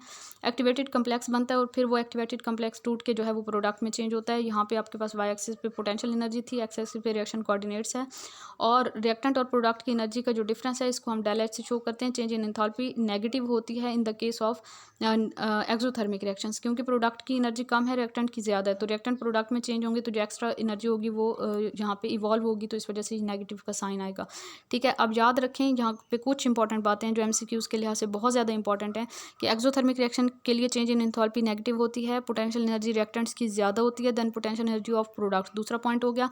इसके अलावा आप देखें तो एक्सोथर्मिक रिएक्शन, अगर एक रिएक्शन एक्सोथर्मिक रिएक्शन फॉरवर्ड में है तो उसे अगर आप रिवर्स करेंगे तो एंडोथर्मिक रिएक्शन हो जाएगा सेम कंडीशंस पे, ठीक है। इसके बाद जी आप एग्जांपल देखें तो 2H2 + O2 is change into 2H2O। इसके लिए इंथैल्पी चेंज की वैल्यू है -285.5 किलो जाउल। -285.5 किलो जाउल जो है वाटर की फॉर्मेशन की चेंज इन इंथैल्पी है, and change in enthalpy and activation energy में भी इक्वल। अच्छा, एक्सोथर्मिक रिएक्शन के लिए चेंज इन इंथैल्पी और एक्टिवेशन एनर्जी दोनों इक्वल भी हो सकती हैं। एक्टिवेशन एनर्जी और इंथैल्पी जो है इनमें से कोई एक दूसरे से जो है वो ज़्यादा या कम भी हो सकती है, ठीक है। तो ये इस केस में याद रखें, इसका कंपेयर करें एंडोथर्मिक रिएक्शन के लिए, और दोनों के कंपैरिजन से आप याद रखेंगे तो आपको ये बातें अच्छे से समझ में आएंगी। एंडोथर्मिक रिएक्शन के लिए आप देखें तो एंडोथर्मिक रिएक्शन के लिए ग्राफ कुछ इस तरह से होता है कि रिएक्टेंट की एनर्जी कम होती है, प्रोडक्ट की एनर्जी ज़्यादा होती है। जब रिएक्टेंट प्रोडक्ट में चेंज होते हैं तो उन्हें एनर्जी की ज़रूरत होती है क्योंकि वो पहले कम एनर्जी स्टेट पे थे, ठीक है। यहाँ पे पोटेंशियल एनर्जी रिएक्शन कोऑर्डिनेट्स लिया, यहाँ पे रिएक्टेंट और प्रोडक्ट की एनर्जी का जो डिफरेंस होता है उसे हम एंथैल्पी चेंज शो करते हैं। ये एंडोथर्मिक रिएक्शन के लिए पॉजिटिव होता है, और यहाँ पे ये जो एनर्जी की एक हिल है इससे ये एक्टिवेशन एनर्जी है, यहाँ पे एक्टिवेटेड कम्प्लेक्स बनेगा और एक्टिवेटेड कम्प्लेक्स जो है वो फिर प्रोडक्ट्स में चेंज होगा, ठीक है। और इस केस में आप याद रखें कि जो प्रोडक्ट की पोटेंशियल एनर्जी है वो ज़्यादा होती है एंडोथर्मिक रिएक्शन में, और रिएक्टेंट की पोटेंशियल एनर्जी कम होती है। वाटर की डिकम्पोजिशन देखें तो इसके लिए आपके पास +285.5 किलो जाउल जो है वो चेंज इन एंथैल्पी है। एक्सोथर्मिक के लिहाज से यहाँ पे साइन चेंज हो गया। एक्टिवेशन एनर्जी हमेशा चेंज इन एंथैल्पी से ज़्यादा होती है फॉर एंडोथर्मिक रिएक्शंस। उसके बाद जी कैटलिस्ट आ जाते हैं, एक ऐसा सब्सटेंस जो कि मैकेनिज़्म को चेंज कर दे, किसी भी केमिकल रिएक्शन के मैकेनिज़्म को चेंज कर दे, एक्टिवेशन एनर्जी को जो है इंक्रीज या डिक्रीज़ कर सकते हैं। कोई कैटालिसिस क्या किसे कहते हैं, reaction involving catalyst are called catalysis. और होमोजीनियस कैटालिसिस और हेट्रोजीनियस कैटालिसिस में आप डिफरेंस देखें तो catalyst and reactants are in same physical state, तो इसे हम होमोजीनियस कहेंगे। अगर हेट्रोजीनियस कैटालिसिस वो रिएक्शन होते हैं जिसमें कैटलिस्ट और रिएक्टेंट जो है वो डिफरेंट फिजिकल स्टेट में होते हैं। होमोजीनियस में कैटलिस्ट यूनिफॉर्मली डिस्ट्रीब्यूट हुई होती है, और हेट्रोजीनियस में यूनिफॉर्म डिस्ट्रीब्यूशन ऑफ कैटलिस्ट नहीं होती। होमोजीनियस में मोस्टली लिक्विड और गैशियस कैटलिस्ट होते हैं, और हेट्रोजीनियस में कैटलिस्ट सॉलिड स्टेट में भी हो सकती है। रिएक्टिंग सब्सटेंसेस आइदर लिक्विड और सॉलिड, और रिएक्टिंग सब्सटेंसेस जो है हेट्रोजीनियस में वो लिक्विड या सॉलिड होंगे, और कैटलिस्ट जो है वो सॉलिड स्टेट में। और उसके बाद एग्जाम्पल देखें तो सल्फर ट्राइऑक्साइड की फॉर्मेशन में NO जो है वो कैटलिस्ट यूज़ होती है। अब सल्फर ऑक्सीजन, सल्फर ट्राइऑक्साइड और नाइट्रोजन मोनोऑक्साइड ये सारे गैशियस स्पीशीज़ हैं, तो ये होमोजीनियस कैटालिसिस है। अब हेट्रोजीनियस में आप देखें तो ammonia +5O2 is change into 4NO + 6H2O। इसमें आपके पास सारे रिएक्टेंट और प्रोडक्ट तो गैशियस स्टेट में है, लेकिन प्लैटिनम जो कैटलिस्ट है वो सॉलिड स्टेट में है, तो ये हेट्रोजीनियस कैटालिसिस की एग्जाम्पल हो गई। होमोजीनियस में CH3COO2H5 + H2O। Hydrolysis of ester देखें एसिड की मौजूदगी में तो आपके पास जो है यहाँ पे एसिटिक एसिड बनेगा और साथ में इथाइल अल्कोहल बनेगा। तो ये सारी की सारी स्पीशीज़ जो हैं वो एक्वस सॉल्यूशन की फॉर्म में हैं। तो ये होमोजेनियस कैटालिसिस के एग्जांपल है। हेट्रोजेनियस में इथीन है गैसियस स्टेट में, हाइड्रोजन गैसियस स्टेट में है, निकल जो कैटलिस्ट है वो सॉलिड स्टेट में है, और आपके पास जो है वो इथेन बन रहा है जो कि क्या है, गैसियस स्टेट में है। तो यहाँ पे कैटलिस्ट जो है वो सॉलिड स्टेट में है, रिएक्टेंट प्रोडक्ट गैसियस स्टेट में है। तो ये हेट्रोजेनियस कैटालिसिस के एग्जांपल है। इसके अलावा सल्फर ट्राइऑक्साइड की फॉर्मेशन अगर वेनेडियम पेंटाऑक्साइड कैटलिस्ट की मौजूदगी में हो तो वेनेडियम पेंटाऑक्साइड जो है ये सॉलिड है और रिएक्टेंट और प्रोडक्ट सारे गैसियस स्टेट में हैं, तो इस वजह से ये हेट्रोजीनियस का केस होगा। उसके बाद जी नेक्स्ट आ जाते हैं हम। तो नेक्स्ट हमारे पास है कैरेक्टरिस्टिक्स ऑफ कैटलिस्ट। कैटलिस्ट की कौन कौन सी कैरेक्टरिस्टिक्स हो सकती हैं। At the end of reaction not changed in mass और केमिकल कंपोजिशन। जो कैटलिस्ट होती है वो रिएक्शन के एंड पे उसका मैस या केमिकल कंपोजिशन चेंज नहीं होती। During decomposition of KClO3 catalyst MnO2 change from granules to fine powder. इसकी एग्जाम्पल मैंने लिखी है कि KClO3 की डिकम्पोजिशन के दौरान जो हम कैटलिस्ट यूज़ करते हैं वो मैंगनीज ऑक्साइड यूज़ करते हैं MnO2, और ये पहले ग्रेन्यूल्स फॉर्म में हम स्टार्ट में लेते हैं, तो eight the end of reaction ये फाइन पाउडर की फॉर्म में आ जाती है, लेकिन ना तो इसका मैस चेंज होगा और ना इसकी केमिकल कंपोजिशन चेंज होगी। Used in trace amount. Catalyst को हम ट्रेस अमाउंट में यूज़ करते हैं, बहुत थोड़ी सी अमाउंट में लेते हैं लार्ज अमाउंट ऑफ रिएक्टेंट को प्रोडक्ट में चेंज करने के लिए। जैसे 1 मिलीग्राम अगर हम फाइन प्लाटिनम लेते हैं तो ये 2.5 डेसीमीटर क्यूब हाइड्रोजन और 1.25 डेसीमीटर क्यूब ऑक्सीजन को वाटर में कन्वर्ट करने के लिए काफ़ी है, जस्ट 1 मिलीग्राम ऑफ प्लाटिनम। उसके बाद ड्राई HCl और अमोनिया का रिएक्शन अगर हम करवाते हैं ट्रेस अमाउंट ऑफ मॉइस्चर की मौजूदगी में, ये आपके पास कैटलिस्ट के तौर पे काम करेगा। तो अमोनियम क्लोराइड के डेंस फ्यूम्स वाइट फ्यूम्स बनते हैं, ठीक है। तो ये ट्रेस अमाउंट ऑफ मॉइस्चर जो है यहाँ पे कैटलिस्ट के तौर पे काम करेगा। H2O2 जो है इसके 1000 डेसीमीटर क्यूब आप अगर ले लें तो उसके लिए just 1 gram of colloidal platinum जो है एज अ कैटलिस्ट काफ़ी होगी इस for its composition decomposition. Catalyst not affect equilibrium constant, it just increase और decrease both reactor rates equally, यानी फॉरवर्ड और रिवर्स रेट को ये इक्वली चेंज करती है कैटलिस्ट, और ये इसका इक्विलिब्रियम कांस्टेंट के ऊपर कोई इफेक्ट नहीं होता। बहुत इंपॉर्टेंट पॉइंट है। Can't start a reaction. Catalyst जो है एक रिएक्शन को स्टार्ट नहीं कर सकती, एक ऐसे रिएक्शन को जो थर्मोडायनामिकली फिजिबल ना हो। स्पेसिफिक होती है किसी भी रिएक्शन के लिए कैटलिस्ट, मीन के उसे एक रिएक्शन के लिए यूज़ कर सकते हैं तो दूसरे के लिए यूज़ नहीं कर सकेंगे। When different catalyst are used for same reaction, अगर किसी एक सेम रिएक्शन के लिए हम डिफरेंट कैटलिस्ट यूज़ करते हैं तो हमारे पास प्रोडक्ट भी डिफरेंट बनेंगे। जैसे ये फॉर्मिक एसिड है आपके पास एल्यूमिनियम ऑक्साइड की मौजूदगी में वाटर और कार्बन मोनोऑक्साइड, और कॉपर की मौजूदगी में हाइड्रोजन और कार्बन डाइऑक्साइड में ये कन्वर्ट होगा। Temperature affect role of catalyst. By increasing temperature, physical state of some catalyst is changed, so their power is decreased. Temperature का कैटलिस्ट की वर्किंग के ऊपर इफेक्ट होता है। टेम्परेचर किस तरह इफेक्ट करता है कि टेम्परेचर को हम इंक्रीज़ करते हैं तो कैटलिस्ट की फिजिकल स्टेट चेंज हो जाती है, जिसकी वजह से उसकी पावर जो है काम करने की जो सलाहियत है वो कम हो जाती है। कोलाइडल प्लाटिनम जो है ये कोआगुलेट हो जाती है एट हाई टेम्परेचर, तो इसकी वर्किंग जो है वो डिक्रीज़ हो जाएगी, एफिशिएंसी कम हो जाएगी। कैटलिस्ट में be poison by traces of other substances which are called poisons. Poisons ऐसे सब्सटेंसेस होते हैं जो कैटलिस्ट की एक्टिविटी को कम कर दे। It may be temporary poisoning और permanent poisoning. Poison react chemically with catalyst. Poison का ये काम होता है कि वो कैटलिस्ट के साथ केमिकली रिएक्ट कर लेती है, जैसे sulphur and arsenic compounds act as poison to many catalyst, जैसे कि प्लाटिनम है। प्लाटिनम के लिए सल्फर और आर्सेनिक के कंपाउंड जो हैं वो पॉइजन का काम करते हैं। एग्जाम्पल जहाँ पे मैंने लिखे डिकम्पोजिशन ऑफ हाइड्रोजन पेरोक्साइड, इसके लिए कैटलिस्ट जो है वो हम कोलाइडल प्लाटिनम लेते हैं, लेकिन अगर ट्रेस अमाउंट में HCl मौजूद हो तो इसने पॉइजन का काम करना है और कैटलिस्ट की एफिशिएंसी को कम कर देना है। ड्यूरिंग हैबर्स प्रोसेस कैटलिस्ट हम आयरन लेते हैं, लेकिन अगर कार्बन मोनोऑक्साइड इम्प्योरिटी में मौजूद हो तो फिर इसने जो है पॉइजन का काम करना है और आयरन के फंक्शन को कम कर देना है। उसके बाद कॉन्टैक्ट प्रोसेस में हम कैटलिस्ट प्लाटिनम लेते हैं, इसके लिए पॉइजन जो है वो आर्सेनिक एज एन इम्प्योरिटी है, इसलिए यहाँ पे आर्सेनिक प्योरीफायर भी लगाया जाता है, ठीक है, कॉन्टैक्ट प्रोसेस में। फिर उसके बाद प्रोमोटर्स या एक्टिवेशन ऑफ कैटलिस्ट या एक्टिवेटर्स क्या होते हैं। प्रोमोटर्स ऐसे सब्सटेंसेस होते हैं जो कैटलिस्ट की एक्टिविटी को इंक्रीज़ कर देते हैं, प्रोमोट कर देते हैं। इनको हम कैटलिस्ट फॉर कैटलिस्ट भी कहते हैं, ठीक है। Hydrogenation of vegetable oil. अच्छा, यहाँ पे एग्जांपल है प्रोमोटर की या एक्टिवेटर की। During hydrogenation of vegetable oil catalyst हम निकल यूज़ करते हैं, इसके साथ अगर हम कॉपर या टेल्यूरियम ले लें तो उसने निकल की एफिशिएंसी को या उसकी एक्टिविटी को इंक्रीज़ कर देना है, तो ये कॉपर या टेलुरियम जो हैं ये निकल के लिए प्रोमोटर का काम करेंगे। हैबर्स प्रोसेस में हम कैटलिस्ट आयरन लेते हैं, और अगर हम एल्यूमिनियम ऑक्साइड, क्रोमियम ऑक्साइड या फिर किसी भी रेयर अर्थ के ऑक्साइड यानी हाई मेल्टिंग पॉइंट वाले ऑक्साइड्स ले लें, तो उन्होंने आयरन की एक्टिविटी को इंक्रीज़ करना है, मीन के आयरन के लिए इन सब ऑक्साइड्स ने प्रोमोटर का काम करना है। उसके बाद नेगेटिव कैटलिस्ट या इनहिबिटर आ जाते हैं। ये ऐसे सब्सटेंसेस होते हैं जो कि कैटलिस्ट जो रेट ऑफ रिएक्शन को डिक्रीज़ कर देते हैं, इनको नेगेटिव कैटलिस्ट या इनहिबिटर्स कहते हैं। जैसे कि टेट्राइथाइल लेड है, इसको पेट्रोल में डाला जाता है to save petrol from pre ignition, ठीक है। Auto catalyst and auto catalysis क्या होता है? Reactant and product act as catalyst. कुछ रिएक्शन ऐसे होते हैं, उन रिएक्शंस के अंदर रिएक्टेंट्स में से या प्रोडक्ट में से कोई जो है वो एज अ कैटलिस्ट काम करना शुरू कर देता है, तो ऐसे रिएक्शंस को हम ऑटो कैटालिसिस कहते हैं, और ऐसे प्रोडक्ट या रिएक्टेंट को हम ऑटो कैटलिस्ट कहेंगे। Hydrolysis of ethyl acetate to acetic acid, इसमें हमारे पास नहीं, हाइड्रोलिसिस ऑफ इथाइल एसीटेट के दौरान एसिटिक एसिड जो है इसने एज अ कैटलिस्ट काम करना होता है, ठीक है। कॉपर और अमोनियम, कॉपर और हम यूज़ करते हैं जब कॉपर का रिएक्शन करवाते हैं नाइट्रिक एसिड के साथ, तो नाइट्रस एसिड बनता है जो कि कैटलिस्ट के तौर पे काम करता है। ऑक्जेलिक एसिड और KMnO4 का रिएक्शन जब हम करवाते हैं तो यहाँ पे MnSO4 जो है ये प्रोडक्ट बनेगा। प्रोडक्ट में जब ये एक सब्सटेंस बनेगा तो इसने एज अ कैटलिस्ट काम करना है, तो इसे हम ऑटो कैटलिस्ट कहेंगे। मीन के स्टार्टिंग में ऐसे रिएक्शन बहुत स्लो होंगे जब अभी प्रोडक्ट नहीं बने, तो जैसे ये वाले प्रोडक्ट में से प्रोडक्ट बनना स्टार्ट हो जाते हैं, जब ये वाली स्पीशीज़ फॉर्मेशन होना शुरू हो जाती है इनकी, तो रेट ऑफ रिएक्शन इंक्रीज़ कर जाता है, क्योंकि इन्होंने कैटलिस्ट के तौर पे काम करना होता है। उसके बाद जी नेक्स्ट हमारे पास आ जाते हैं एंजाइम कैटालिसिस। बायोकेमिकल कैटलिस्ट होते हैं एंजाइम, ठीक है, और ये प्योर क्रिस्टलाइन फॉर्म में होते हैं मोस्टली। फर्स्ट एंजाइम जो प्रिपेयर किया गया था लैब में वो 1969 में प्रिपेयर किया गया था। एंजाइम और प्रोसेस यहाँ पे बताया हुआ है, यानी कि एंजाइम जो होते हैं वो भी स्पेसिफिक होते हैं अपनी एक्टिविटी में।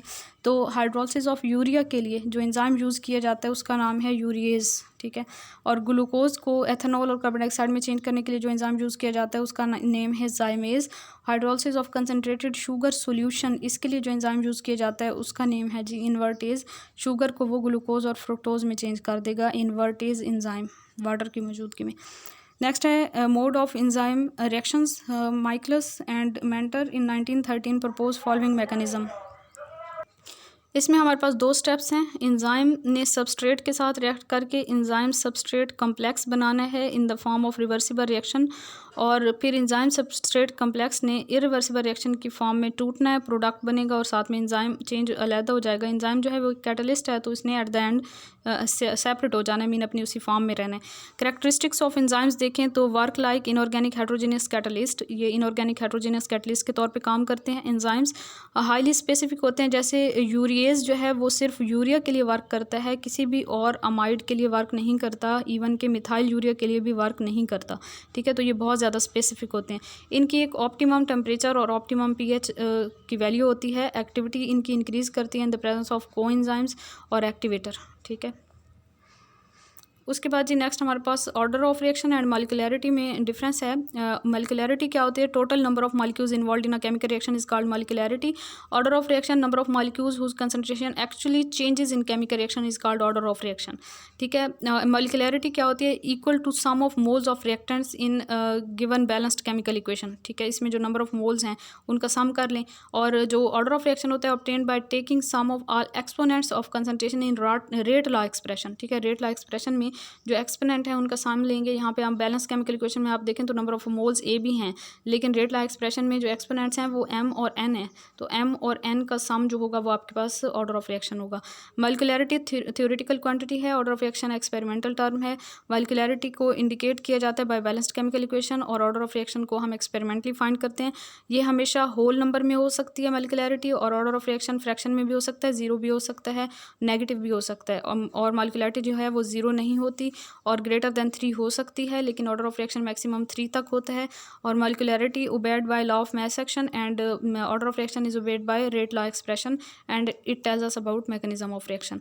इसके अलावा अब यहाँ पे एक रिएक्शन हमने लिखा है, इसमें अगर आप देखें तो मॉलिक्यूलरिटी इसकी 2 है, क्योंकि यहाँ पे 2 मोल्स पार्टिसिपेट कर रहे हैं, 2 मोल्स इसकी मॉलिक्यूलरिटी है, और ऑर्डर ऑफ रिएक्शन जो है वो 1 है। ये सीडो फास्ट ऑर्डर रिएक्शन था, आई थिंक पीछे मैंने इसको एक्सप्लेन किया है।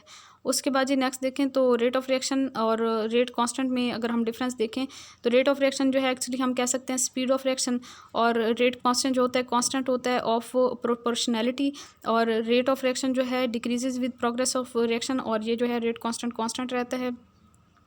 इसके अलावा rate of reaction concentration dependent है, और जो रेट कांस्टेंट है refers to rate of reaction when concentration of reactants is unity.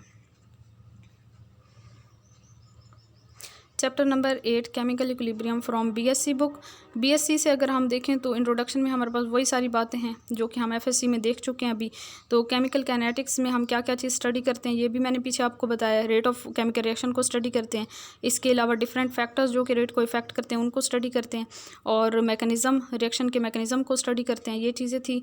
और उसके बाद हम नेक्स्ट देखें तो रेट ऑफ केमिकल रिएक्शन, यहाँ पर मेरे पास बुक में 2 पेजेस मिसिंग थे, उसमें मेरे ख्याल में सिंपल ही बातें होंगी, कोई इतनी खास नहीं होंगी। अगर आपके पास बुक है तो आप अपनी बुक से देख लीजिएगा, यानी कि 337 के बाद जो है यहाँ पे 340 का पेज मैंने दिया है, 337 के बाद 338 एंड 339 वाला पेज जो है आप अपनी बुक से देख लीजिएगा। अगर उसमें कोई इंपॉर्टेंट पॉइंट हो तो वो भी नोट कर लीजिएगा।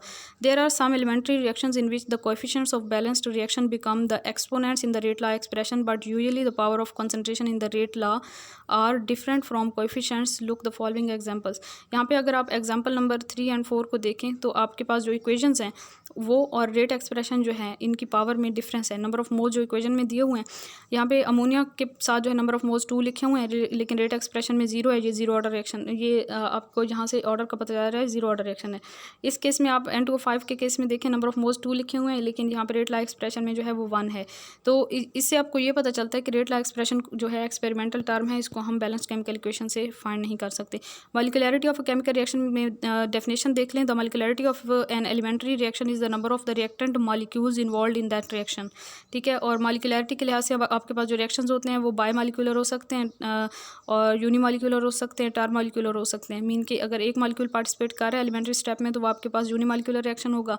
अगर आपके पास 2 मॉलिक्यूल पार्टिसिपेट कर रहे हैं एलिमेंट्री स्टेप में तो वो आपके पास बाय मॉलिक्यूलर रिएक्शन होगा, और अगर 3 मॉलिक्यूल पार्टिसिपेट कर रहे हैं एलिमेंट्री स्टेप में तो फिर टार मॉलिक्यूलर रिएक्शन होगा। ठीक है।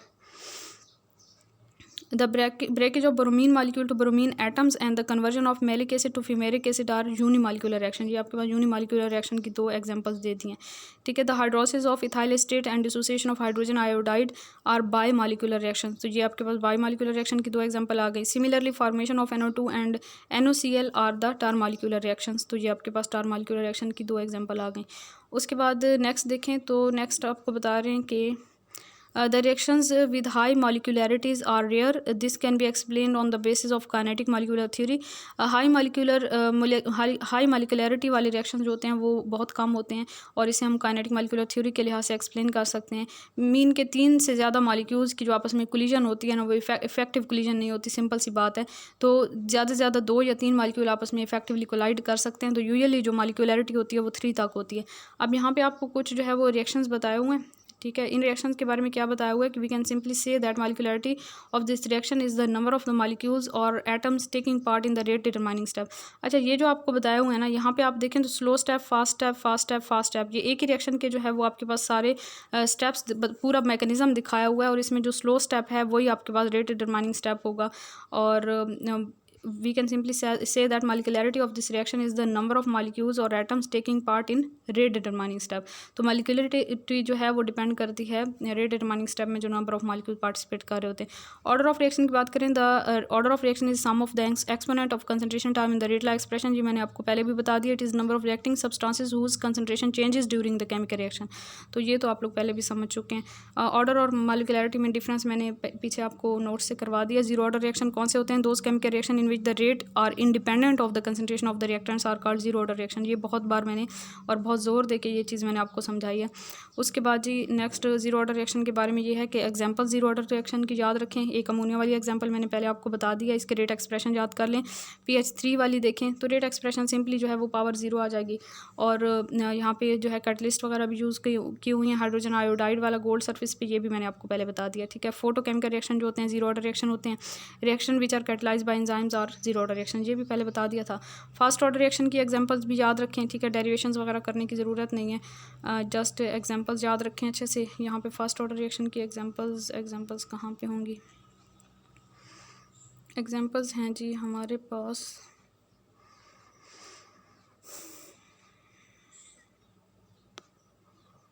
Examples of fast order reaction, decomposition of N2O5 in CCl4 solution. तो ये जो है फास्ट ऑर्डर रिएक्शन की एग्जाम्पल है, इसको याद रखें, इसमें डिटेल में जाने की ज़रूरत नहीं है।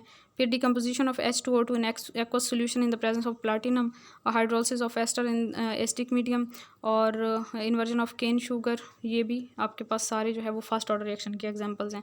डाइल्यूट HCl की मौजूदगी में था ये वाला last one.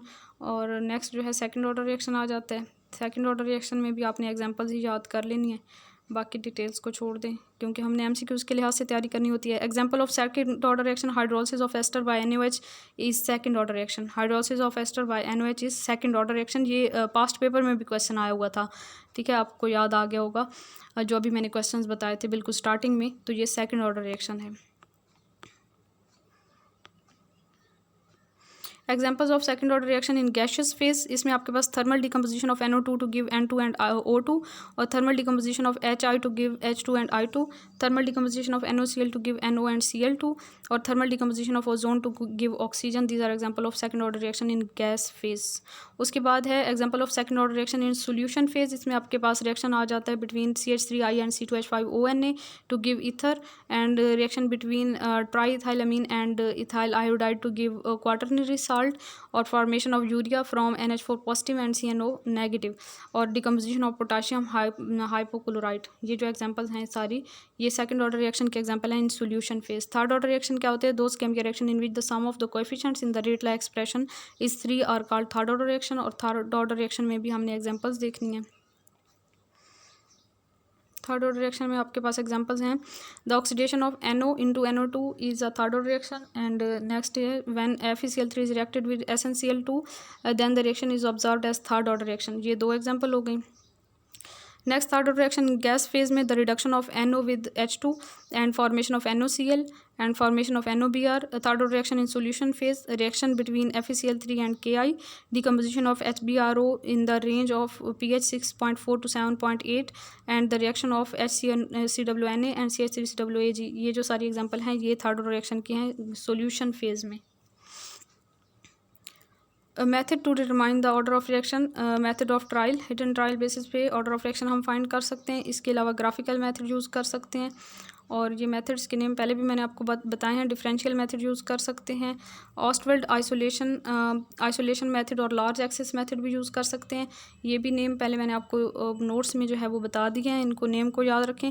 A successful method for measuring the concentration as a function of the time should have following characteristics. एक सक्सेसफुल मेथड जिसके जरिए हम कंसनट्रेशन को मेजर कर सकते हैं as a function of time, उसमें कौन सी कैरेक्टरिस्टिक्स होने चाहिए? The technique should be instantaneous and we should be able to get a record of rapidly changing concentrations, and the technique should not influence the rate of reaction.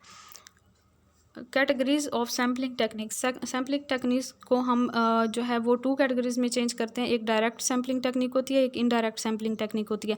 Direct sampling technique कौन सी होती है? The sampling is followed by an actual chemical analysis at a particular instant, a small liquid withdrawn from the reaction vessel and the reaction is arrested. उसमें जो है हम cooling या कोई ऐसा प्रोसेस करते हैं कि रिएक्शन जो है वो स्टॉप हो जाए, ठीक है।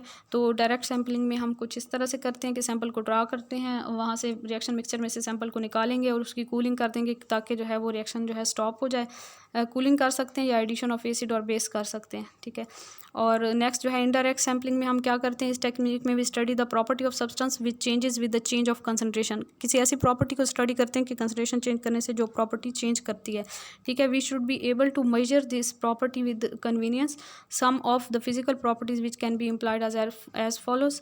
अच्छा, इसमें मेजरमेंट ऑफ वॉल्यूम चेंज हो सकता है। ये जो मैंने अभी पीछे आपको फिजिकल मेथड्स बताए थे नोट्स में, ये वही वाली सारी बातें यहाँ पे रिपीट कर दी हैं। Measurement of density, measurement of optical rotation for optical active substances, measurement of electrical conductivity, spectroscopy, potentiometry, polarography, magnetic susceptibility and refractive index, study of fast reactions. Some special experimental techniques are employed to study kinetic of fast reactions and these methods are as follows.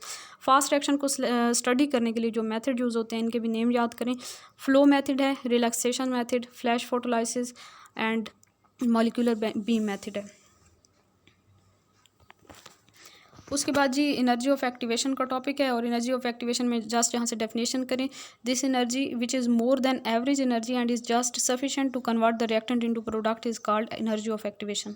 Energy which is more than average energy and is just sufficient to convert reactant into product, वो energy जो कि activation energy average energy से ज़्यादा होती है और reactant को product में कन्वर्ट करने के लिए काफ़ी होती है, उसको हम एक्टिवेशन एनर्जी कहते हैं।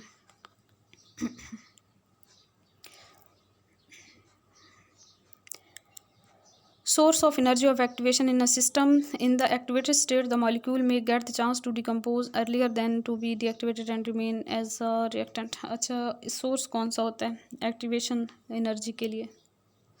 तो इसमें आपके पास कोलिजन्स होती हैं, इफेक्टिव कोलिजन्स होती हैं, मेन इसमें यही बात है। Effect of temperature on reaction rates, तो इसमें आप ये याद रखें, the ratio of rate constant of a reaction at two different temperatures differing by 10 degree Celsius is called temperature coefficient. Temperature coefficient की डेफिनेशन याद करें, the ratio of rate constant of a reaction at two different temperature. अगर हम दो different temperatures पे अपने reaction को proceed करवाते हैं और उन दोनों डिफरेंट टेम्परेचर पे जो हमारे पास रेट कांस्टेंट की वैल्यू आती है, रेट कांस्टेंट मैंने आपको बताया था ना टेम्परेचर डिपेंडेंट है, तो डिफरेंट टेम्परेचर पे अगर हम रिएक्शन प्रोसीड करवाएंगे तो रेट कांस्टेंट की वैल्यू भी डिफरेंट आएगी। तो रेट कांस्टेंट की दो डिफरेंट टेम्परेचर पे जो दो वैल्यूज़ आ जाती हैं उनकी अगर हम रेशो लेते हैं और टेम्परेचर का डिफरेंस कितना रखा हमने, 10 डिग्री सेल्सियस रखा, तो वो जो रेशो है उसी को हम उनकी रेशो लेते हैं, तो उसी को हम क्या कहते हैं, टेम्परेचर कोएफिशिएंट कहते हैं। टेम्परेचर कोएफिशिएंट यहाँ पे आपको बताया हुआ है जैसे 2 to 3, ठीक है। यहाँ पे जो है ना रेट कांस्टेंट 35 डिग्री सेल्सियस और 25 डिग्री सेल्सियस पे लिया है, यानी 308 केल्विन और 298 केल्विन पे, और यहाँ पे डिफरेंस जो आपके पास जो टेम्परेचर कोएफिशिएंट आया वो 2 to 3 आया। नेक्स्ट है temperature dependence of reaction rates and Arrhenius equation. in 1889 Arrhenius experimentally observe the variation of rate constant के विद एब्सोल्यूट टेम्परेचर। 1889 में आर्हेनियस ने एक्सपेरिमेंटली ऑब्जर्व किया था वेरिएशन ऑफ रेट कांस्टेंट के with absolute temperature. He gave an empirical relationship between rate constant के and temperature T. तो वो relation तो आप जानते ही हैं, ये है आपके पास आर्हेनियस इक्वेशन के इज इक्वल टू AE⁻⁻ और RT। और इसमें जो है ये सारी डिटेल में मैंने आपको FSC वाली उधर याद करवा दिया था। Slope EA is equal to slope है tan थीटा से इसे फाइंड करते हैं, और ln ऑफ A जो है ये इसे इंटरसेप्ट से फाइंड करते हैं। A को हम आर्हेनियस फैक्टर कहते हैं।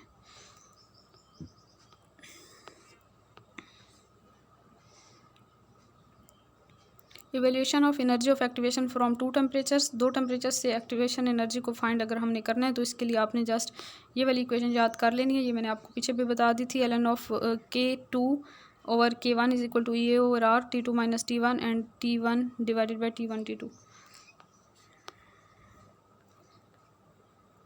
अच्छा जी, इसमें Arrhenius parameter for some important reactions given है। For first order reaction the unit of Arrhenius factor, यहाँ पे जस्ट आप जो है ना यूनिट्स याद कर लें। अब फर्स्ट ऑर्डर रिएक्शन के लिए आर्हेनियस फैक्टर की यूनिट सेकंड इनवर्स हैं, और activation energy kilo joule per mole. Activation energy के यूनिट तो सेम ही होंगे चाहे ऑर्डर ऑफ रिएक्शन कोई भी हो, यूनिमॉलिक्यूलर रिएक्शन है या बाईमॉलिक्यूलर रिएक्शन है। यूनिमॉलिक्यूलर रिएक्शन के लिए आपके पास सेकंड इनवर्स है, और सेकंड ऑर्डर रिएक्शन के लिए आपके पास जो आर्हेनियस फैक्टर है उसके यूनिट हैं डेसीमीटर क्यूब पर मोल पर सेकंड। यहाँ पे जस्ट यूनिट्स को अच्छी तरह याद रखें। Variation of rate constant with temperature, rate constant के टेम्परेचर के साथ जो चेंज है, हमने कहा था कि रेट कांस्टेंट जो है वो टेम्परेचर डिपेंडेंट है, और वो किस तरह टेम्परेचर के साथ चेंज होता है इसको फिर डिफरेंट साइंटिस्ट ने स्टडी किया था।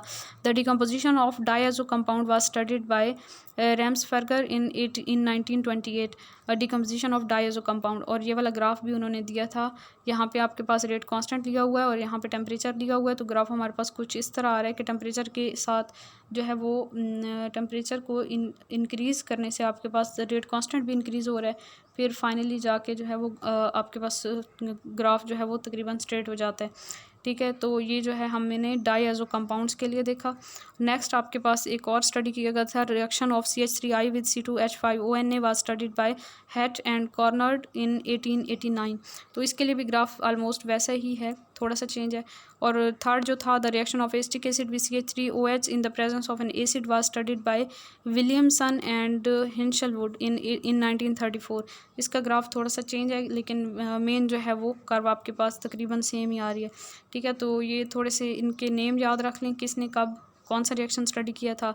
मीन के ये जो रिलेशन था रेट कांस्टेंट और टेम्परेचर का, वो किसने कब बताया था हमें, ये इनके नेम याद रख लें। आर्हेनियस प्लॉट्स की बात करें तो Arrhenius for the above mention reaction, ये जो ऊपर 3-4 रिएक्शंस आपको बताए हैं, इसके लिए हम प्लॉट कर सकते हैं temperature inverse on X axis and log K on Y axis.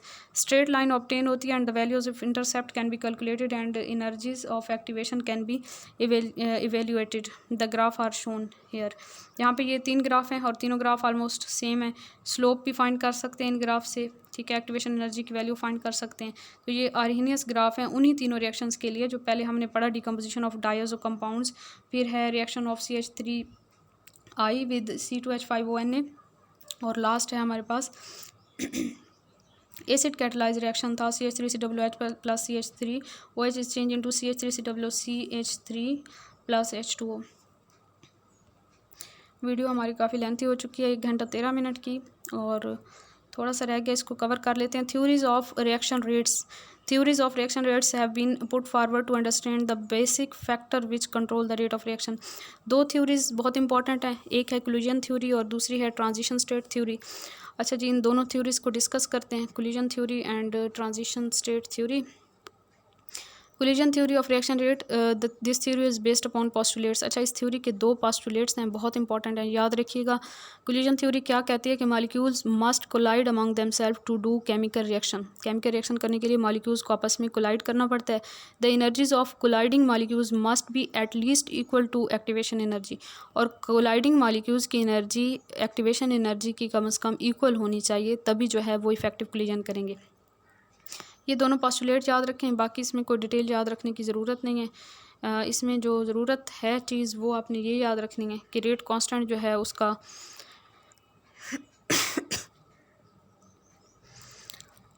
यहाँ पे ये जो है ना, ये हमने पहले भी पढ़ा था, Z11 जो हमने पढ़ा था, Z11 ये हमने पीछे पढ़ा था, कोलिजन नंबर जिसे हम कहते हैं। This is called collision number and is denoted by Z11। It is the number of collision between like molecules per unit time per unit volume। यहाँ से बस ये collision number को याद रखें, number of collision between like molecules per unit time per unit volume, collision number Z11। यहाँ पे ZAA show कर रहे हैं क्योंकि A हमारे पास रिएक्टेंट है, और इसके साथ जो K का रिलेशन है वो K का जो है हमारे पास collision number के साथ जो है वो डायरेक्ट रिलेशन है। यहाँ से एक ये रिलेशन याद रख लें। इसके बाद हम नेक्स्ट पेज पे आ जाते हैं, तो इतनी कॉम्प्लिकेटेड डेरिवेशंस करने की ज़रूरत नहीं। Z0 को देख लें। Z0 जो है ये कोलिजन नंबर 8 यूनिट कंसंट्रेशन है, इसको हम Z0 से शो कर रहे हैं, कोलिजन नंबर 8 यूनिट कंसंट्रेशन, और K के साथ कोलिजन नंबर 8 यूनिट कंसंट्रेशन का भी डायरेक्ट रिलेशन है, ठीक है। ZAA के साथ भी डायरेक्ट रिलेशन था, लेकिन K is equal to ZAA/n² था हमारे पास, ठीक है, यहाँ पे। और यहाँ पे जो है Z0 के साथ जो है वो डायरेक्ट रिलेशन है K का। अच्छा जी, रेट कांस्टेंट के साथ ये जो रिलेशन आ जाता है ना हमारे पास Z0 का, मीन की collision number at unit concentration, और रेट कांस्टेंट का ये जो डायरेक्ट रिलेशन हमारे पास आ जाता है यहाँ पे, इस इक्वेशन की फिर वेरिफिकेशन के लिए हम ये देखते हैं कि इसको 2 तरीक़ों से हम वेरीफाई कर सकते हैं। एक तो ये कि bye calculating the effect of temperature on rate constant, bye calculating the effect of temperature on rate constant. अब रेट कांस्टेंट के ऊपर टेम्परेचर का इफ़ेक्ट देखें तो ये जो हमने इक्वेशन पीछे पढ़ी, rate constant is equal to Z0, ठीक है, ये जो collision number at unit concentration, इसके साथ जो डायरेक्ट रिलेशन था, क्या ये ठीक है इक्वेशन, क्या ये नहीं ठीक, इसका वेरीफाई करने के लिए हम टेम्परेचर का इफ़ेक्ट देखेंगे पहले, और दूसरा हम देखेंगे by comparing the experimental and theoretical rate constant, ठीक है। तो इफ़ेक्ट ऑफ टेम्परेचर देखें तो ये जो इक्वेशन है ये हमें ये बताती है कि if we increase the temperature by 10 degree Celsius then there happen an increase in the rate constant by 1%। ये हमें ये बताती है इक्वेशन कि अगर हम 10 डिग्री सेल्सियस टेम्परेचर इंक्रीज़ करते हैं तो रेट कांस्टेंट जस्ट 1% इंक्रीज़ होता है, लेकिन असल में एक्सपेरिमेंट हमें ये बताते हैं कि 10 डिग्री सेल्सियस टेम्परेचर इंक्रीज़ करने से रेट 200% इंक्रीज़ कर जाता है। इसका मतलब है ये इक्वेशन जो है वो करेक्ट नहीं है। It means that this equation can not explain the effect of temperature change on the rate constant. दूसरा जो है ये है कि comparison of theoretical and experimental rate constant. Theoretical और एक्सपेरिमेंटल रेट कांस्टेंट को अगर हम कंपेयर करें, if we calculate the value of K और Z0 from equation 8 by substituting the values of parameters like sigma T and m, then the value of k comes out to be very high. Simple बात है कि अगर हम इस equation से k या z not की वैल्यू फाइंड करते हैं तो हमारे पास k की वैल्यू बहुत ज़्यादा हाई आती है as compare to experimental value of k for the same reaction. ये इससे हमें ये पता चलता है that number of collision z not calculated by equation 8 can not help us to give actual value of k. Mean के number of collision जो हम इक्वेशन से फाइंड कर रहे हैं z नॉट, वो हमें असल में k की वैल्यू नहीं बताती. मीन के रेट कांस्टेंट का हमें z नॉट से पता नहीं चलता. मीन के जितने वहाँ पे कोलिजन्स हमें मिल रही हैं ना, यहाँ पे उर्दू में भी लिख दिया गया कि जितनी कोलिजन्स हमें मिल रही हैं वो एक्सपेरिमेंटली जो है उतनी कोलिजन्स इफेक्टिव नहीं होती जितनी कि इक्वेशन हमें थ्योरेटिकली बता रही है. The reason is that all the collisions are not fruitful to bring about chemical reaction. फिर आ जाती है हमारे पास concept of energy of activation आ जाता है. मीन के उस इक्वेशन को मज़ीद हम किस तरह इम्प्रूव कर सकते हैं, कैसे उसको जो है मज़ीद बेहतर बना सकते हैं. एक्टिवेशन एनर्जी की टर्म फिर आ जाती है. We have not been able to get the correct equation because we did not introduce the idea of energy of activation which is our second assumption in the theory. The reality is that only those collisions are fruitful which have energy equal to energy of activation. हमें वहाँ पे हम activation energy की बात ही नहीं कर रहे. तो असल में एक्टिवेशन एनर्जी जो है वो फैक्टर है कि जिसकी वजह से कोलिजन जो होती हैं वो फ्रूटफुल होती हैं. Such collisions will be fruitful and will lead to the chemical reaction. How to determine number of activated molecules. Number of activated molecules को हम कैसे डिटरमाइन कर सकते हैं. In order to calculate the molecules having energy equal to energy of activation we should take the help of Boltzmann factor. Boltzmann factor से हम help लेंगे number of activated molecules को मालूम करने के लिए. Actually Boltzmann has given a law which is called energy distribution law, और इस लॉ के according N star is equal to N E power minus E और आर टी. एन स्टार जो है ये नंबर ऑफ एक्टिवेटेड मॉलिक्यूल्स हैं, N जो है वो टोटल नंबर ऑफ मॉलिक्यूल्स हैं, E A energy of activation है, टी टेम्परेचर है, ई पावर माइनस ई और आर टी जो है इसको हम बोल्ट्जमैन फैक्टर कहते हैं. तो ये जो बोल्ट्जमैन फैक्टर है ये हमें बताता है molecules having energy equal to energy of activation. अच्छा, the value of N star give us the concentration of activated molecules which enabled us to know the number of the effective collisions. in our case z not correspond to n which is the total. अच्छा, z not जो है वो हमें total number of molecules को ही effective collision वाले molecule बता रही है, लेकिन असल में टोटल नंबर ऑफ सारे के सारे मॉलिक्यूल तो इफेक्टिव कोलिजन नहीं करते ना. इसलिए अब इस इक्वेशन में एन स्टार जो है उससे हमें उन मॉलिक्यूल्स का पता चल रहा है जो कि एक्टिवेटेड मॉलिक्यूल्स होंगे. ठीक है, hence number of effective collision किसकी इक्वल हो जाएगी. इफेक्टिव कोलिजन जो है वो जस्ट z नॉट की इक्वल नहीं होंगी, बल्कि z नॉट के साथ साथ बोल्ट्जमैन फैक्टर भी यहाँ पे आ जाएगा, E power minus E over R T. ठीक है, in this collisions if this collision lead to the chemical reaction then the rate constant K which depend upon the effective collision is written as follows. फिर हम rate constant को कुछ इस तरह से लिखेंगे के is equal to z not E power minus, यानी कि यहाँ पे हमने बोल्ट्जमैन फैक्टर भी साथ में के प्राइम करके साथ में बोल्ट्जमैन फैक्टर भी z नॉट के साथ ऐड कर दिया. ये जो इक्वेशन है applicable for many reactions which are simple. लेकिन यहाँ पे फिर एक और प्रॉब्लम आ गया कि ये वाली इक्वेशन जो है जस्ट सिंपल रिएक्शन के लिए अप्लाई कर सकते हैं फॉर दिस रिएक्शन जहाँ experimental and theoretical rate constant agree with each other. Failure of equation K prime is equal to G not E power minus E और R T based on collision theory की basis पे ये जो equation है फिर नाकाम हो गई. क्यों नाकाम हो गई? क्योंकि ये एप्लीकेशन जो है सिर्फ सिंपल रिएक्शंस के लिए एप्लीकेबल है सॉल्यूशन फेज में या फिर गैसियस स्टेट में. और however this theory fails in the following situations. कौन सी सिचुएशन में ये थ्योरी फेल हो जाती है कि when ethyl alcohol and acetic anhydride are reacted at 79 degree Celsius then the experimental rate constant is 10⁵ times lower than theoretical rate constant. अब खुद देखें कि कितना ज़्यादा डिफरेंस आ रहा है कि जब इथाइल अल्कोहल और एसिटिक एनहाइड्राइड दोनों को रिएक्ट करवाया जाता है 79 डिग्री सेल्सियस पे, तो उस वक्त एक्सपेरिमेंटल जो रेट कांस्टेंट है वो 10⁵ टाइम्स कम आता है as compare to theoretical rate constant. इसका मतलब ये है कि जितने एक्टिवेटेड मॉलिक्यूल्स की तादाद एन स्टार है उसमें से 10⁻⁵ ही रिएक्ट करने में कामयाब होते हैं. यानी 1,00,000 में से एक एक्टिवेटेड जो कोलिजन है वही हमारे पास फ्रूटफुल साबित होगी, बाकी जो कोलिजन्स जितनी भी होंगी वो फ्रूटफुल नहीं होंगी. 1,00,000 में से सिर्फ एक ही एक्टिवेटेड कोलिजन जो है वो फ्रूटफुल साबित होगी. लेकिन जो पुराने बॉन्ड्स हैं उनको तोड़ने और नए बॉन्ड्स बनाने का फरीज़ा सरअंजाम देने से वो कासिर होगी, वो एक जो कोलिजन इफेक्टिव होगी. यानी एक्टिवेटेड मॉलिक्यूल्स भी इसी वजह से रिएक्शन नहीं कर पाते. दूसरी बात यह आ जाती है कि जब इथाइल आयोडाइड को रिएक्ट करवाया जाता है ट्राई इथाइल अमीन के साथ 140 डिग्री सेल्सियस पे, तो एक्सपेरिमेंटल रेट कांस्टेंट जो है वो 10⁸ टाइम्स लोअर हो जाते हैं देन थ्योरेटिकल रेट कांस्टेंट. और थर्ड है हमारे पास कि when COS react with the water vapours at 300 degree Celsius then experimental rate constant is 10⁶ times less. तो यहाँ पे जो है ना वो काफ़ी सारी चेंजेस आ गई हैं. तो ये चीज़ें जो है, ये जो गैप आ रहा है, इसकी वजह से ये वाली इक्वेशन भी फ्रूटफुल साबित नहीं हुई। मॉडिफिकेशन ऑफ द इक्वेशन, फिर इस इक्वेशन को मज़ीद मॉडिफाई करने की ज़रूरत पेश आई। The lower value of experimental rate constant is due to orientation. जो लोअर वैल्यू आ रही है एक्सपेरिमेंटल रेट कांस्टेंट की, वो ओरिएंटेशन फैक्टर की वजह से आ रही है, ओरिएंटेशन इफेक्ट की वजह से। Only those collision will prove to be fruitful which happen when the collisions are taking place between those atoms which have to make the bond. यानी कि ओरिएंटेशन का मतलब है कि मॉलिक्यूल अगर ठीक ओरिएंटेशन में आपस में टकरा रहे हैं, मॉलिक्यूल उन्हीं डायरेक्शन में टकरा रहे हैं जहाँ से एटम्स में आपस में बॉन्ड बनाने हैं। मीन के मॉलिक्यूल दो आपस में अगर कोलिजन कर रहे हैं, तो वो एटम जिन्होंने आपस में बॉन्ड बनाने हैं, अगर वो आमने सामने आ गए, तो फिर तो हमारे पास ठीक कोलिजन है, वो फ्रूटफुल होगी। अदरवाइज जो है वो बॉन्ड नहीं बनेगा। Which happens when the collisions are taking place between those atoms which have to make the bond. For those purpose the right hand side of the equation should be multiplied with the factor less than unity. तो यहाँ पे एक और factor से हम उस equation को multiply कर देंगे। पहले जी नॉट के साथ हमने बोल्ट्जमैन फैक्टर ऐड कर दिया, e⁻e और आर टी। अब एक और फैक्टर ऐड करेंगे जिसे हम प्रोबेबिलिटी फैक्टर कहते हैं।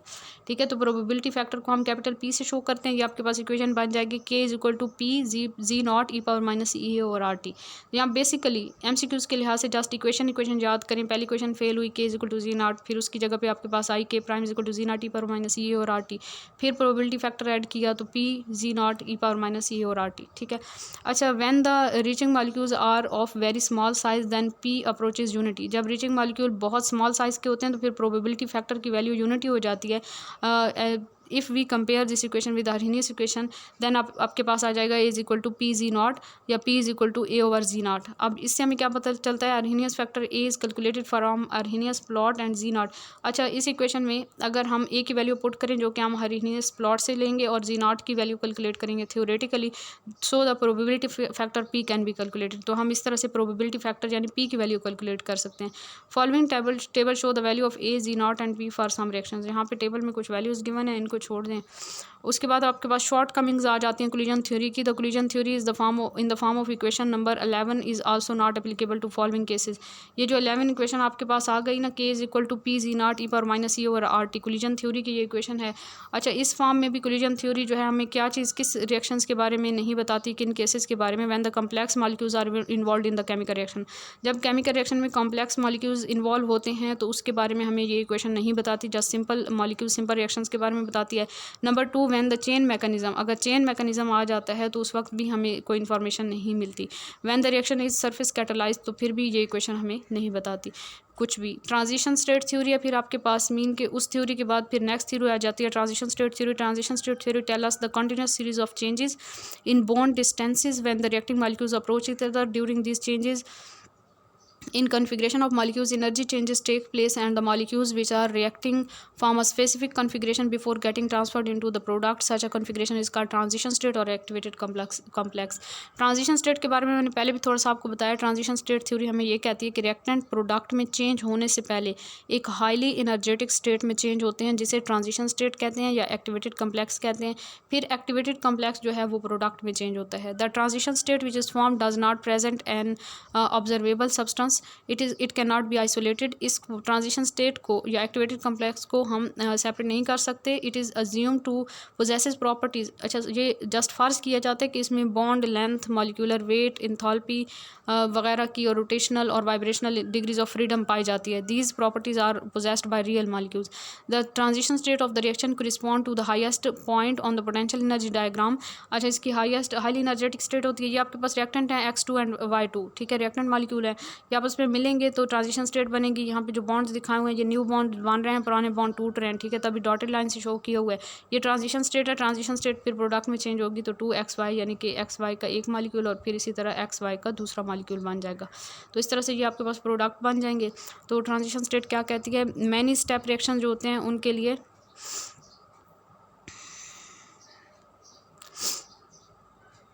खैर इसमें से MCQs के लिहाज से कोई इतनी खास बात नहीं है, इसको आप छोड़ दें। आगे देखें significance of equation of transition state theory.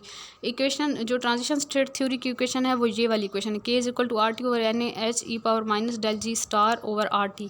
ठीक है, ये ट्रांजिशन स्टेट थ्योरी की इक्वेशन है। अब इस इक्वेशन को भी पक्का याद रखिएगा और पिछली इक्वेशन को भी। ये इक्वेशन हमें क्या बताती है कि greater the greater the negative value of del G star greater the rate constant of the chemical reaction. Del G star की वैल्यू जितनी ग्रेटर होगी नेगेटिव साइन के साथ उतना ही ज़्यादा रेट कांस्टेंट की वैल्यू होगी किसी केमिकल रिएक्शन में। तो यहाँ पे जो है फ्री एनर्जी चेंज इन्वॉल्व हो जाता है। Equation 3 give us the information about the effect of temperature and free energy change on the rate constant of chemical reaction. Temperature और फ्री एनर्जी चेंज का इफेक्ट हमें पता चलता है इस इक्वेशन से, जो कि इक्वेशन है equation of transition state theory on equilibrium on rate constant, and this equation has two factors RT over NaH and e power minus del G star over RT. If the temperature is constant then the first factor is constant. अगर temperature constant रखते हैं तो पहला factor RT over NaH वाला factor जो है ये constant हो जाता है, and so the rate constant depend upon the second factor which involve the free energy change.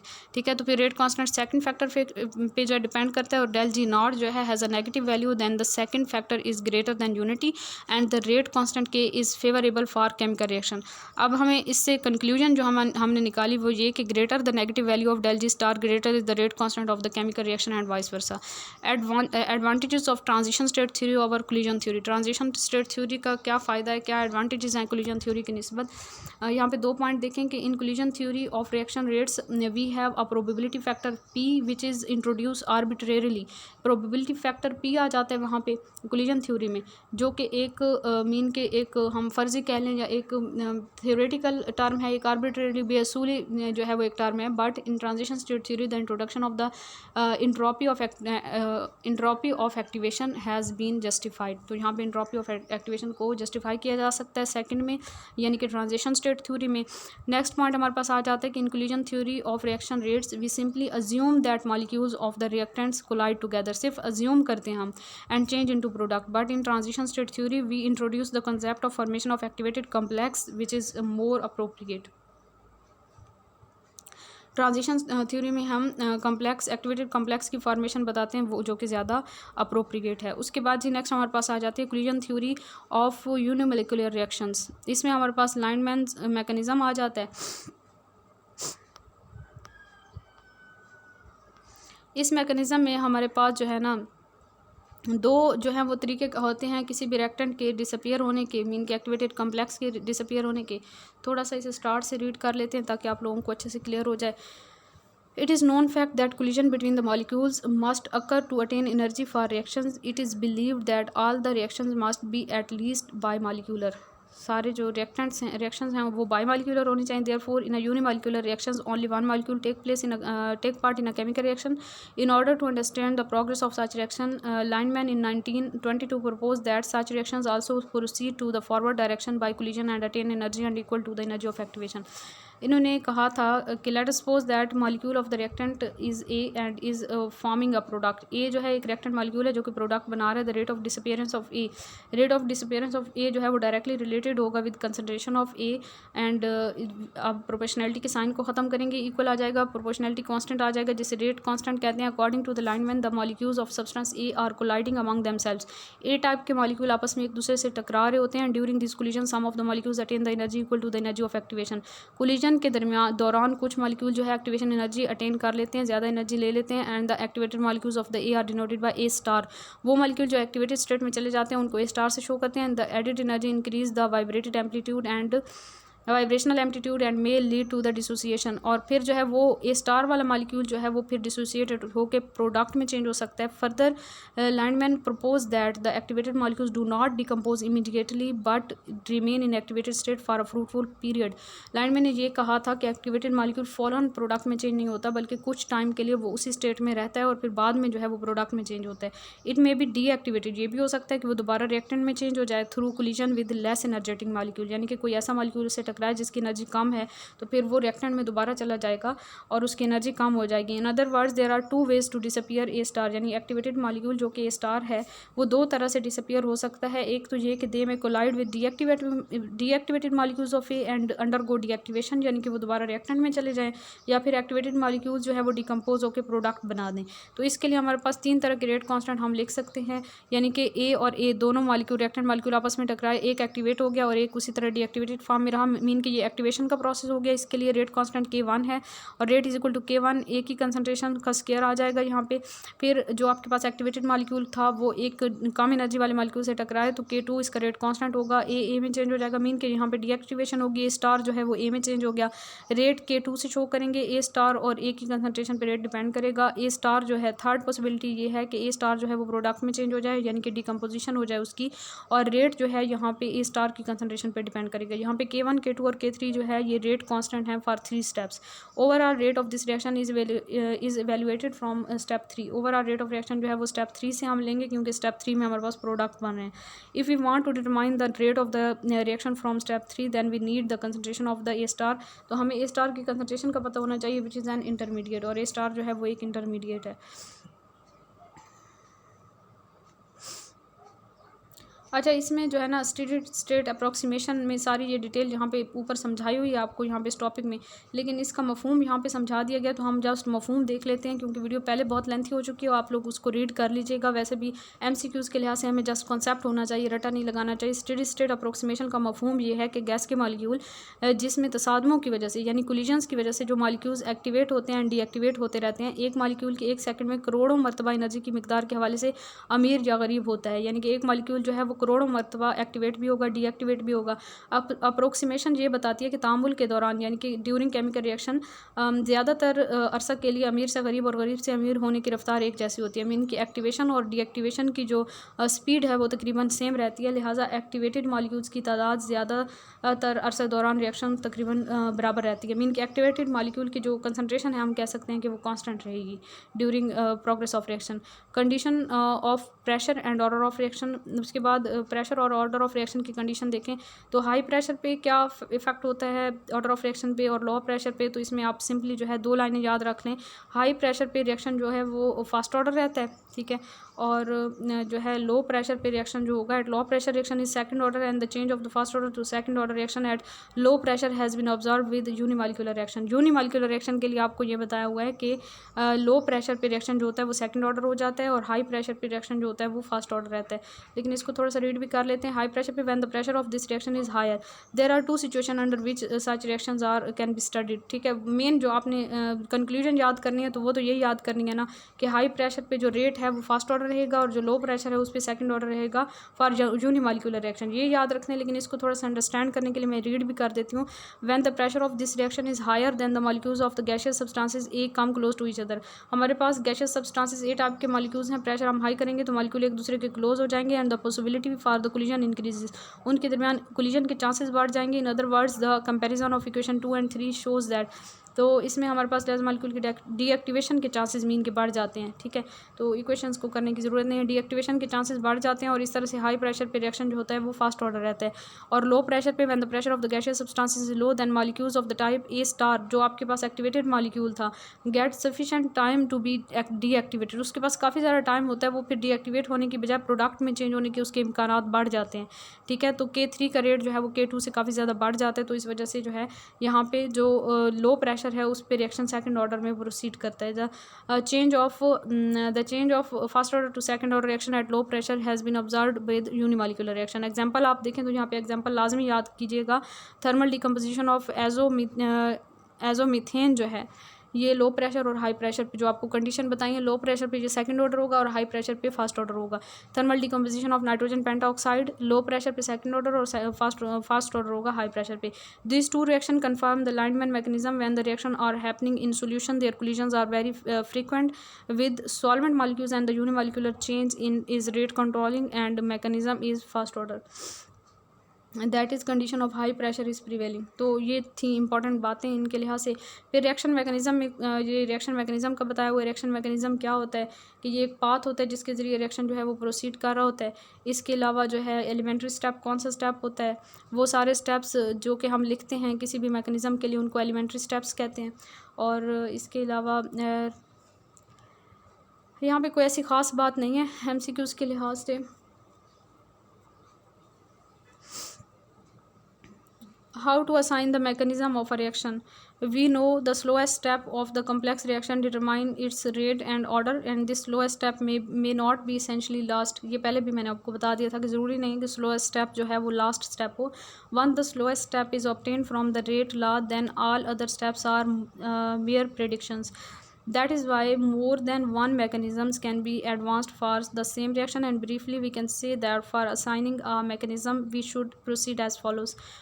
Number one, find out the rate law of the reaction experimentally, and the rate law tells us the molecularity and order of slowest step. Predict the other steps in such a way that when we add all the steps, then original equation may be obtained for the complex reaction. तो students, ये हमारा आज का lecture था जो कि 1 minute और 37 seconds का हो चुका है. काफ़ी लेंथ हो गया क्योंकि मैंने यहाँ पे एफएससी और बीएससी वाला सारा सिलेबस कंबाइन कर दिया था. 2 दिन गुजर चुके हैं तो मैंने सोचा टाइम वेस्ट ना किया जाए और सारा मैं लेक्चर आप लोगों को एक साथ प्रोवाइड कर दूं. आप लोग अच्छे से तैयार कीजिए. और मेरा इरादा था कि कल रात को ही आपको प्रोवाइड कर दूंगी, लेकिन रात को कुछ तबीयत नासाज थी तो इस वजह से मैं नहीं कर सकी थी. तो तैयारी करते रहें, साथ साथ अपने नोट्स बनाया करें, ज़्यादा से ज़्यादा टाइम दिया करें. ये सोचा करें कि पूरे पंजाब में कंपटीशन होगा आपका, पंजाब पब्लिक सर्विस कमीशन जो है उसके एग्ज़ाम का. तो ये सोचा करें जब आप लोग पढ़ने बैठते हैं ना, तो आप लोग ये सोचा करें कि पंजाब की कितनी ज़्यादा आबादी है और उसमें फिर कितने ज़्यादा लोग जो हैं वो केमिस्ट्री में मास्टर्स करके बैठे हुए हैं. तो आप थोड़ा सा अज्यूम किया करें कि वो सब लोग इस टाइम बैठ के पढ़ रहे हैं, तो ख़ुद को जो है उनके साथ कंपेयर करके देखा करें कि ये सोचा करें कि आप इतनी मेहनत करें कि एटलीस्ट आप compete कर सकें. चलें आप किसी और के साथ compete नहीं कर सकते तो एटलीस्ट अपने साथ compete करें कि एक दिन आपने जितना पढ़ा है दूसरे दिन उससे ज़्यादा पढ़ें, ताकि जो है आप ख़ुद के साथ मुकाबला करें कि कल मैंने इतना किया था तो आज मैंने ख़ुद को इम्प्रूव करना है, आगे जाना है. और इसी तरह सिर्फ दुनिया के कामों में ख़ुद को इम्प्रूव ना करें बल्कि आखिरत के लिए भी कुछ ना कुछ करते रहें, कुछ ना कुछ आगे भेजते रहें, क्योंकि ज़िंदगी जो है वो बहुत ही एक कह लें कि बेवफा किस्म की चीज़ है. इसका कोई हमें कोई गारंटी नहीं है कि कब ख़त्म हो जाए, कहाँ पे ख़त्म हो जाए. हमें तो अपने एक सांस का भी भरोसा नहीं है कि जो सांस चल रही है ये वापस भी आएगी या नहीं आएगी. तो आप लोग कोशिश किया करें, हर रोज़ सुबह जल्दी उठा करें, नमाज़ पढ़ा करें, कुरान पाक पढ़ा करें, अपने अल्लाह को याद किया करें और कुछ देर बैठ के अकेले में अपने रब से बातें किया करें. अपने सारी बातें, अपने जो भी आपके गोल्स होते हैं, जो भी आपकी इंटेंशंस होती हैं लाइफ में, जो कुछ आप करना चाहते हैं या जो कुछ आप उस दिन में करना चाहते हैं, वो सारी बातें सुबह सुबह अपने अल्लाह को बता दिया करें, शेयर कर लिया करें. बहुत सुकून मिलता है और ऐसे लगता है कि जैसे एक ऑटोमेटिकली अल्लाह ताला इंसान को एक एनर्जी दे देता है कि इंसान जो है वो ज़्यादा बेहतर तरीके से काम कर सकता है. तो अपनी दुआ में याद रखा करें और अपना बहुत सारा ख्याल रखें. जज़ाकल्लाह खैर. अल्लाह हाफ़िज़.